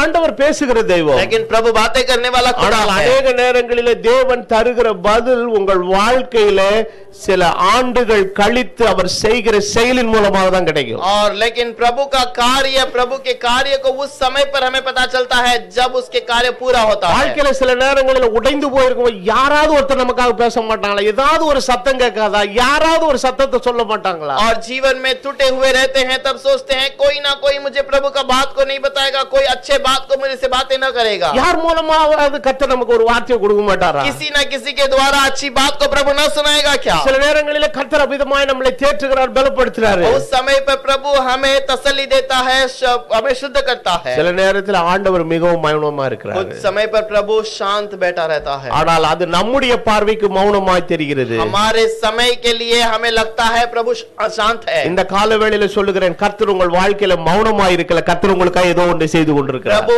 आपके बाद जीवन के बातों के लिए शांत नहीं बैठा है, वो आपके लिए कुछ तो कर रहा है। யோசேப்புடைய வாழ்க்கையில அவனை கர்த்தர் பார்வோனுக்கு அடுத்த இடத்துல கொண்டு போற வரைக்கும் கர்த்தர் மௌனமா இருக்கிறார், ஒண்ணுமே பேசல. और यूसुफ को जब तक उस राजा के अगले इंसान तक ले जाने तक उसको कुछ नहीं किया, प्रभु शांत बैठा रहा। அவருடைய சகோதரர்களிலிருந்து எகிப்தினுடைய மக்கள் எல்லாரும் போட்டு அவனை ஃபுட்பால் மாதிரி பந்தாடுறாங்க. और उसके भाई से लेकर मिस्र के लोग सब उसे एक गेंद के समान यहाँ वहाँ लात मारने लगे। அந்த பாதையில கடந்து போன யோசேப் ரெண்டு காரியத்துல ஒன்னு செய்திருக்கலாம். और उस समय पर यूसुफ दो बात को कर सकता था। ஒன்னு தனக்கு தீமை செய்தவங்களை பழிக்கு பழி வாங்கியிருக்கலாம். एक अपने लिए बुराई करने वालों को बुराई कर सकता था, பார்வோனோட அடுத்த ஸ்தானத்துக்கு போனவனு இன்ஃப்ளூயன்ஸ் ஜாஸ்தி ஆயிடுச்சு. क्योंकि फेरोन के अगले स्थान पे गया तो उसकी नामधराई बहुत हो गई। அப்போ அவன் சொல்லி இருக்கலாம், இது மாதிரி என்ன அநியாயமா பண்ணானுங்க, இந்த மாதிரி ஒரு கும்பல் இருக்காங்க, அவங்கள பழிக்கு பழி வாங்கணும் அப்படின்னா பார்வோன் ஒரு சேனை அனுப்பியிருப்பான். अगर फेरोन को बोला होता कि मेरे जीवन में ऐसे ऐसे किए, मेरे जीवन को ऐसे ऐसे दुख दिया है, उन लोगों को मारना है, तो फेरोन एक बहुत बड़ा सेना भेजा होता। சேனையை கூப்பிட்டு சொல்லி, இவனை யாரோ ஒருத்தர் குழியில போட்டு இவ்வளவு டார்ச்சர் பண்ணிக்காங்கப்பா, அவங்க அங்கே எங்க தான் இருக்காங்களா, அவனை போய் கண்டுபிடிச்சுவானா ஒரு 2 நாள்ல தூக்கிட்டு வந்திருப்பானுங்க ஆளு. अगर फेरोन को बोला होगा कि ऐसा लोग है जो इसको खड्डे में डालकर इसको बहुत टॉर्चर किया है, उन लोगों को पकड़ कर ले आ, तो तुरंत बेचकर लूट को उठाकर ले आ जाता 2 दिन में। தேவன் அவனை பரிசுத்தத்துக்கு அழைத்தபடினால, लेकिन प्रभु ने उसे पवित्रता के लिए चुना, इसलिए ஆண்டவர் அவனை அந்த பாதையில கொண்டு போகும்போது அதற்கு முழுவதுமாய் தன்னை அடிமை போல ஒப்பு கொடுத்துட்டார். प्रभु उसको ले जाने के रास्ते पर वो अपने आप को परिपूर्णता से अर्पण किया। இல்லனா மானமும் வேதனையும் தாங்க முடியாம தன்னை மாய்த்து கொண்டிருக்கலாம், அது கூட செய்திருக்கலாம். नहीं तो वो अपने आप को घात कर सकता था, उसका जो उसके ऊपर की जो परेशानी आई थी, அந்த ரெண்டு காரியத்தையும் அவன் செய்யவில்லை. वो दोनों कार्य नहीं किया। அதே யோசேப்புடைய வாழ்க்கையில கடைசில ஒரு ஸ்டேட்மெண்ட் வருது और வாயில, उसी यूसुफ के जीवन में आखिर में एक बात आती है, நீங்கள் எனக்கு தீமை செய்ய நினைத்தீர்கள், तुमने मेरे लिए बुराई सोचा था, ஆனா கர்த்தருக்கு அடிமையாக என்ன ஒப்பு கொடுத்ததனால நீங்க செஞ்ச ஒன்னையும் நான் தீமையா நான் நினைக்கல. और तुमने मैं प्रभु को अर्पण किया था, इसलिए तुमने जो बुराई किया उसको मैंने बुराई ना समझा। கர்த்தர் இன்றைக்கு எல்லாவற்றையும் எனக்கு நன்மையாய் முடிவு பண்ணியிருக்கிறார். प्रभु ने आज मेरे जीवन में सब कुछ भलाई के लिए रखा है। So, தேவனுக்கு நம்மை அடிமைகளாக ஒப்பு கொடுக்க வேண்டும். प्रभु के लिए हम अपने आप को गुलामी में अर्पण करना है। தேவன் நம்மை பரிசுத்தத்திற்கு அசுத்தத்திற்கு அல்ல பரிசுத்தத்துக்கு என்று அழைத்திருக்கிறார். प्रभु हमें अशुद्धता के लिए है, पवित्रता के लिए बुलाया है। தேவனுக்கு அடிமைகளாக நம்மளை ஒப்பு கொடுக்க வேண்டும். और प्रभु के लिए हमें गुलामी में अर्पण करना இன்னும் है। ரெண்டு குறிப்புகள் இருக்குது. நான் இருக்கிற நேரத்துல கரெக்ட்டா சொல்லி முடிச்சிடுறேன். और ये दो बात है, मैं थोड़े समय में उसे बताकर खत्म ரெண்டு करूंगा। கொரிந்தியர் 7:1 அப்போஸ்தலனாகிய பவுல் சொல்லுகிறார். दूसरे कोरिन्थियों का 7:2 में पौलुस ரெண்டு कहता है, கொரிந்தியர் 7:1 और दूसरा कोरिन्थियों का 7 पहला वचन, பரிசுத்தமாகுதலை पवित्रता को தேவ பயத்தோட பூரணப்படுத்த கடவோம். पवित्र परमेश्वर के भय के साथ परिपूर्ण कीजिए। அப்போ முதலாவது தேவனுடைய அழைப்பு, पहला प्रभु का बुलाहट, இரண்டாவது தேவனுக்கு நம்ம அடிமைகளாக ஒப்பு கொடுத்தல், और दूसरा प्रभु को अर्पण करना, மூன்றாவது வேதவசனம் சொல்லுகிறது तीसरा प्रभु का वचन कहता है தேவ பயம் நம்மிடத்தில் இருக்க வேண்டும். परमेश्वर का भय हमारे अंदर होना அப்போ चाहिए। மனுஷனுக்கு பயப்படுகிற பயம் கண்ணியை தான் வருவிக்கும். और मनुष्य का भय जो है हमारे लिए फंदा ले आता है। அப்ப தேவனுக்கு பரிசுத்தவான்களவர்களாக நம்ம மாற வேண்டுமானால் और प्रभु के लिए यदि पवित्र जीवन बिताना நம்ம चाहे, மனுஷனுக்கு பயந்தா அது ஒரு காலம் நடக்காது. यदि मनुष्य के डरे तो कभी ना होगा। அப்ப தேவனுக்கு பயப்படுகிற பயம் இன்னைக்கு நமக்கு தேவை. और प्रभु का भय हमारे अंदर चाहिए। அப்ப தேவ பயம்ங்கிறது என்னன்னு கேட்டீங்கன்னா, प्रभु का भय क्या है? இந்த பயத்துக்கு ரெண்டு விதமான அர்த்தங்கள் இருக்குது. इस भय का दो चीजें हैं। இப்ப இந்த பாம்பை கண்டா இருட்ட கண்டா பயப்படுறது அது வேற மாதிரி பயம். और ये अंधेरे को देखकर या सांप को देखकर डरना वो अलग प्रकार का भय है। ஏன்னா அது எனக்கு ஏதாவது தீமை செய்திருங்கிற ஒரு அச்ச உணர்வு தான் எனக்குள்ள. क्योंकि वो मेरे लिए कुछ बुराई ले आएगा, वो डर मेरे अंदर रहता है। தேவ பயம் என்பது அவர் மேல் இருக்கிற மரியாதை. लेकिन प्रभु का भय जो है उसके ऊपर का आदर। இப்ப பள்ளிக்கூடத்துல வாத்தியார் வந்த உடனே பிள்ளை எந்திரிச்சு நிக்கிறாங்க. अब स्कूल में जैसे ही शिक्षक आता है तो सारे बच्चे खड़े हो जाते हैं। அது எதனாலனா அவங்க மேல இருக்கிற ஒரு மரியாதை நிமித்தம் செய்கிறதான ஒரு காரியம். और वो किस लिए उनके ऊपर के एक आदर के कारण खड़े होते हैं। சில நேரத்துல பசங்களுக்கு வாத்தியார பிடிக்கலனா கூட வேற வழி இல்லாம எந்திரிச்சு நிப்பா. कुछ समय पर वो शिक्षक उन्हें पसंद भी नहीं आए तो भी उठकर खड़े रहते அப்ப हैं। தேவன் மீது நம்ம வைத்திருக்கிற பயம்னா இன்னைக்கு நிறைய கிறிஸ்தவங்க வாழ்க்கையில என்ன பிரச்சனைனா ஆண்டவர் ஏதாவது செஞ்சிருவாரு. और बहुत सारे मसीहा लोगों का जीवन में ये बात है कि प्रभु मेरे जीवन में कुछ बुराई ले आएगा। காலையில எந்திரிச்சு 23ஆம் சங்கீதத்தை அவசரமா சொல்லிட்டு கர்த்தருடைய ஜெபத்தை சொல்லிட்டு போயிடுவா. என்னடா இப்படி என்னடா பக்தி அப்படின்னு கேட்டா வண்டி பஞ்சர் ஆயிரும்பா. सुबह सुबह 23 वचन संहिता को पढ़कर प्रभु का प्रार्थना को कहकर निकलते हैं। क्यों ऐसा इतना जल्दी में? क्योंकि रास्ते पे गाड़ी पंचर हो जाएगा। அநேகருக்கு ஆண்டவர் மேல இருக்கிற பயம்னா பாத்தீங்கன்னா ஏதாவது பண்ணிடுவார் அந்த மாதிரி ஒரு பயத்திலேயே நிறைய பேர் இருக்கிறாங்க. बहुत सारे लोग इस भय के साथ जीवन बिताते हैं कि प्रभु मुझे कोई हानि ना पहुंचाना चाहिए करके प्रार्थना करते हैं। தீமையை கர்த்தர் செய்திருவாருங்கிற பயத்தோட வர்றதுக்கு கர்த்தர் நம்மள அழைக்கல, அவர் மீது இருக்கிற மரியாதை நிமித்தம். प्रभु बुराई हमारे पर ले आएगा उस डर से नहीं, बल्कि प्रभु का आदर करने के भय से हम उसके सामने जाना चाहिए। இந்த வசனத்தை இன்னும் தெளிவாக உங்களுக்கு புரியும்படி சொல்ல வேண்டுமானால் इस वचन को और यदि अधिक से समझाऊं, பரிசுத்தமாகுதலை और पवित्रता को, தேவன் மீது இருக்கிற அதீத மரியாதை கலந்த ஒரு தேவ பயம், और परमेश्वर के साथ में मिला जुला हुआ रहने वाला प्रभु का भय, இத வச்சு தான் நம்ம பூர்ணப்படுத்த முடியும். इसी को हम परिपूर्ण में ला सकते हैं। இன்னைக்கு நம்ம ஒரு குழந்தையை கொண்டு குடும்பத்துல பிறந்தா ஏன் பிரதிஷ்டை பண்றோம்? अगर एक बच्चे को जब जन्म लेता है तो हम क्यों उसको आशीष करते हैं இது कलीसिया சடங்கு में? சம்பிரதாயமா?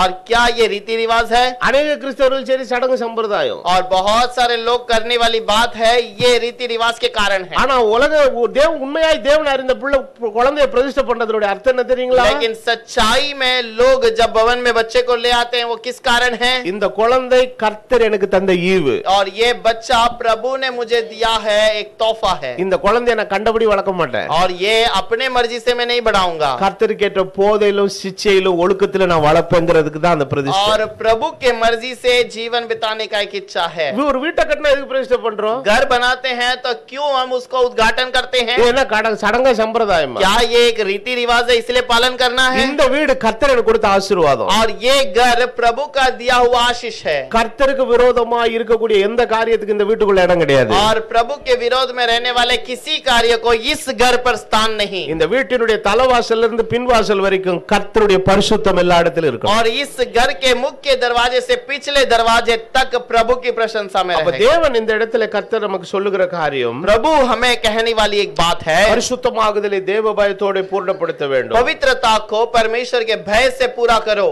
ஆனால் சிலர் அந்த பரிசுத்தத்துக்குள்ள வரும்போது வர வேண்டும் என்று சொல்லி और कुछ लोग उस पवित्रता को आने के कारण கர்த்தர் தமது வார்த்தையை அனுப்புகிறார். प्रभु अपने वचन को भेजता है, ஆனால் அந்த நிலைக்கு தங்களை உட்படுத்த சிலர் மறுக்கும்போது लेकिन उस स्थान में आने के लिए जब कुछ लोग इनकार करते हैं கர்த்தர் சில நேரங்களில் அவர்களை சிட்சிக்கிறார். और उस समय पे प्रभु उनको ताड़ना देता है। எபிரேயர்கள் நிருபத்தில் வாசிக்கிறோம், அவருடைய பரிசுத்தத்துக்கு நாம் பங்குள்ளவர்கள் ஆகும்படி நம்முடைய பிரயோஜனத்துக்காக நம்மளை சிட்சிக்கிறார். इब्रानियों के किताब में लिखा है कि हम उसके सहभागी होने के लिए हमें ताड़ना देता தகப்பன் है, தான் நேசிக்கிற புத்திரனை சிட்சிக்கிறது போல கர்த்தர் தம்மிடத்தில் அன்பு கூறுகிறவர்களை சிட்சிக்கிறார். और जैसा पिता अपने पुत्र से प्रेम करता है और ताड़ना देता है, उसी प्रकार प्रभु हमें ताड़ना देता அதே है। போலவே இந்த நாளிலே நமக்கு பரிசுத்தம் தேவன் தந்திருக்கிற நித்திய அலங்காரம். और इसलिए हमें दिया गया पवित्रता प्रभु का श्रृंगार है। நாம் நித்தியத்திலே தெரிந்து கொள்ளப்பட்டவர்கள், हम नित्य में चुने गए थे நித்திய ஜீவனுக்காக வாழ்கிறவர்கள், और नित्य जीवन के लिए हम जीवन बिताते हैं, இன்னும் கொஞ்ச நாள்ல நித்தியத்துக்குள்ள போக और போறவர்கள், थोड़े समय में नित्य में हम चले जाएंगे। கிறிஸ்துவுக்காக வாழ்கிற அந்த உண்மையான பிரித்தெடுக்கப்படுதலின் வாழ்க்கையை और मसीहा के लिए अलग किए जाने वाला वो जीवन கிறிஸ்து தெரிந்து கொண்ட ஆலயத்தின் நித்திய அலங்காரமாய் உங்கள் வாழ்விலும் என் வாழ்விலும் இருக்க வேண்டும். और प्रभु का उस नित्य जीवन के कारण मेरे जीवन और आपके जीवन में होनी அதை चाहिए। கர்த்தர் எதிர்பார்க்கிறார். प्रभु से चाहता है, அதை அவருடைய வருகைக்கு முன்பதாக நாம் செயல்படுத்தி முடிக்க கர்த்தர் நமக்கு கிருபை நல்குவாராக. उसके आगमन तक हम उसे रहने के लिए हम प्रभु के पास अर्पण இந்த करें। வார்த்தைகளோடு தேவ செய்தியை நிறைவு और செய்கிறேன். इस वचन के साथ मैं प्रभु के संदेश को पूरा करता हूँ। நம்ம எல்லாரும் எழும்பி ஒரு ஜெபம் பண்ணுவோம். हम सब उठ के खड़े रहकर एक प्रार्थना எல்லாரும் करेंगे। எழும்பி ஜெபம் பண்ணுவோம். सब उठकर खड़े रहेंगे। ஹalleluya, ஸ்தோத்திரம் ஆண்டவரே. Hallelujah, thank you Jesus, thank you. ஹalleluya, உமக்கு ஸ்தோத்திரம் தகப்பனே, ஸ்தோத்திரம் தகப்பனே. आपको धन्यवाद, स्तुति करते हैं प्रभु। அப்பா உமக்கு ஸ்தோத்திரம். हे पिता, आपको धन्यवाद। எல்லாரும் கேட்ட வசனத்துக்காய் கர்த்தரை ஒரு நிமிஷம் நன்றியோடு ஸ்தோத்திரம் பண்ணுவோம். हर एक जो वचन को सुने हैं हम प्रभु को पूरे मन से धन्यवाद कहेंगे। கர்த்தாவே உமக்கு ஸ்தோத்திரம். हे प्रभु, आपको धन्यवाद। மகா இரக்கமும் கிருபையும் பரிசுத்தமுள்ள பிதாவே, अनुग्रह दया से भरा हुआ प्रभु, ஆசீர்வாதமான வேளைக்காக நன்றி इस செலுத்துகிறோம். आशीष के समय के लिए धन्यवाद। நீர் இந்த கால வேளையிலே நீர் எங்களுக்கு தந்த உம்முடைய தெய்வீக ஆலோசனைக்காக நன்றி. आपने जो सुबह के समय में तसल्ली की वचन दिया, इसलिए धन्यवाद। எங்களை நீர் உம்முடைய ஆலயமாய் தெரிந்து கொண்டிருக்கிறீர் ஆண்டவரே. और हमें अपने भवन के लिए चुन लिया है प्रभु।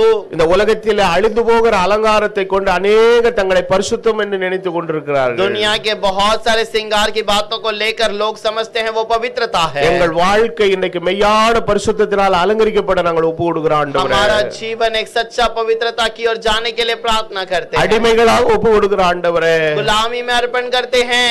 தேவ பயத்தோடு எங்களை ஒப்பு கொடுக்கிறோம் ஆண்டவரே. परमेश्वर के भय के साथ अर्पण करते हैं। உம்முடைய பூரண சித்தத்துக்கு எங்களை ஒப்பு கொடுக்கிறோம் ஐயா. आपके परिपूर्ण इच्छा के लिए अर्पण करते हैं। உம்முடைய பார்வையில் அப்பழுக்கற்ற மக்களாய் வாழ எங்களை நாங்கள் சமர்ப்பணம் और பண்ணுகிறோம். आपके मर्जी से हम जीवन बिताने के लिए आपके पास अर्पण करते நீர் हैं। அந்த தூய்மையான மணவாட்டிக்காக தானே சீக்கிரமாய் வருகிறீர் और ஆண்டவரே. उस पवित्र दुल्हन के लिए आप जल्द आने वाले हैं। நீர் வரும்போது உம்முடைய பார்வையில் எங்களுடைய வாழ்க்கை தூய்மையாய் காணப்பட நீர் आप அருள் आने செய்யும். के समय पर मेरा जीवन पवित्रता में दिखाई दे। உம்முடைய பரிசுத்தத்தின் எல்லையை நாங்கள் அடைய முடியாதபடி எங்களோடு போராடுகிற மாம்சத்தின் காரியங்களை தேவனுடைய சமூகத்தில் வைக்கிறோம் கர்த்தாவே. आपकी पवित्रता की उस मोड़ को हम परिपूर्णता से पाने के ஒரு लिए விசையாய் உம்முடைய கிருபை எங்களுக்கு கட்டளையிடுங்க கர்த்தாவே. एक क्षण के लिए अपने अनुग्रह को हमारे ऊपर रख प्रभु। உம்முடைய பலத்தை உம்முடைய ஜனத்துக்கு நீர் அருளுவீராக.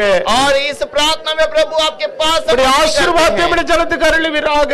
आपके आशीष के लिए हम विनती करते हैं। அவரோடு மாம்சத்தோடு யுத்தம் பண்ணுகிற மக்கள் காரியங்கள் எல்லாவற்றிலும் ஒரு விடுதலை உண்டாகும்படி ஜெபிக்கிறேன் கர்த்தாவே. और मांस के अंदर लड़ने वाले हर एक को छुटकारा देने के लिए विनती करते உம்முடைய हैं। வருகையிலே உம்முடைய கண்களுக்கு முன்பதாக நாங்கள் பரிசுத்தமாய் காணப்பட எங்களுக்கு நீர் அருள் செய்யும். आपके आगमन में आपके समूह में पवित्रता में नयन रहने के लिए विनती करते हैं। தேவனுடைய வல்ல கரத்தில் என்னை முற்றிலும் முழுவதுமாய் சமர்ப்பணம் பண்ணுகிறேன். प्रभु के सामर्थ्य हाथ से प्रभु आपके जीवन में अर्पण करते கர்த்தர் हैं। இந்த மக்களை நீர் ஆசீர்வதிங்கப்பா. प्रभु आप इन बच्चों को आशीष कीजिए। ஒவ்வொரு சிறு பிள்ளைகள் வாலிபர்கள் முதியோர்கள் எல்லாரையும் கர்த்தர் ஆசீர்வதிங்க. हर एक छोटे बच्चे जवान बुजुर्ग हर एक को आशीष कर। இந்த சபைகளை முன்னின்று நடத்துகிற நம்முடைய ஊழியக்கார பிள்ளைகளை கர்த்தர் और ஆசீர்வதிங்க. कलीसिया को चलाने वाले सेवक और उनके परिवार को आशीष कीजिए। சீக்கிரத்திலே கர்த்தருடைய பிள்ளைகளுக்கு நல்ல ஒரு தொழுகை ஸ்தலத்தை கர்த்தரை அமைத்து தரும்படி ஜெபிக்கிறேன். जल्द ही प्रभु एक अच्छा भवन हमें देने के लिए विनती करते உம்முடைய हैं। தயவுள்ள கரம் உம்முடைய மக்களோடு இருப்பதாக.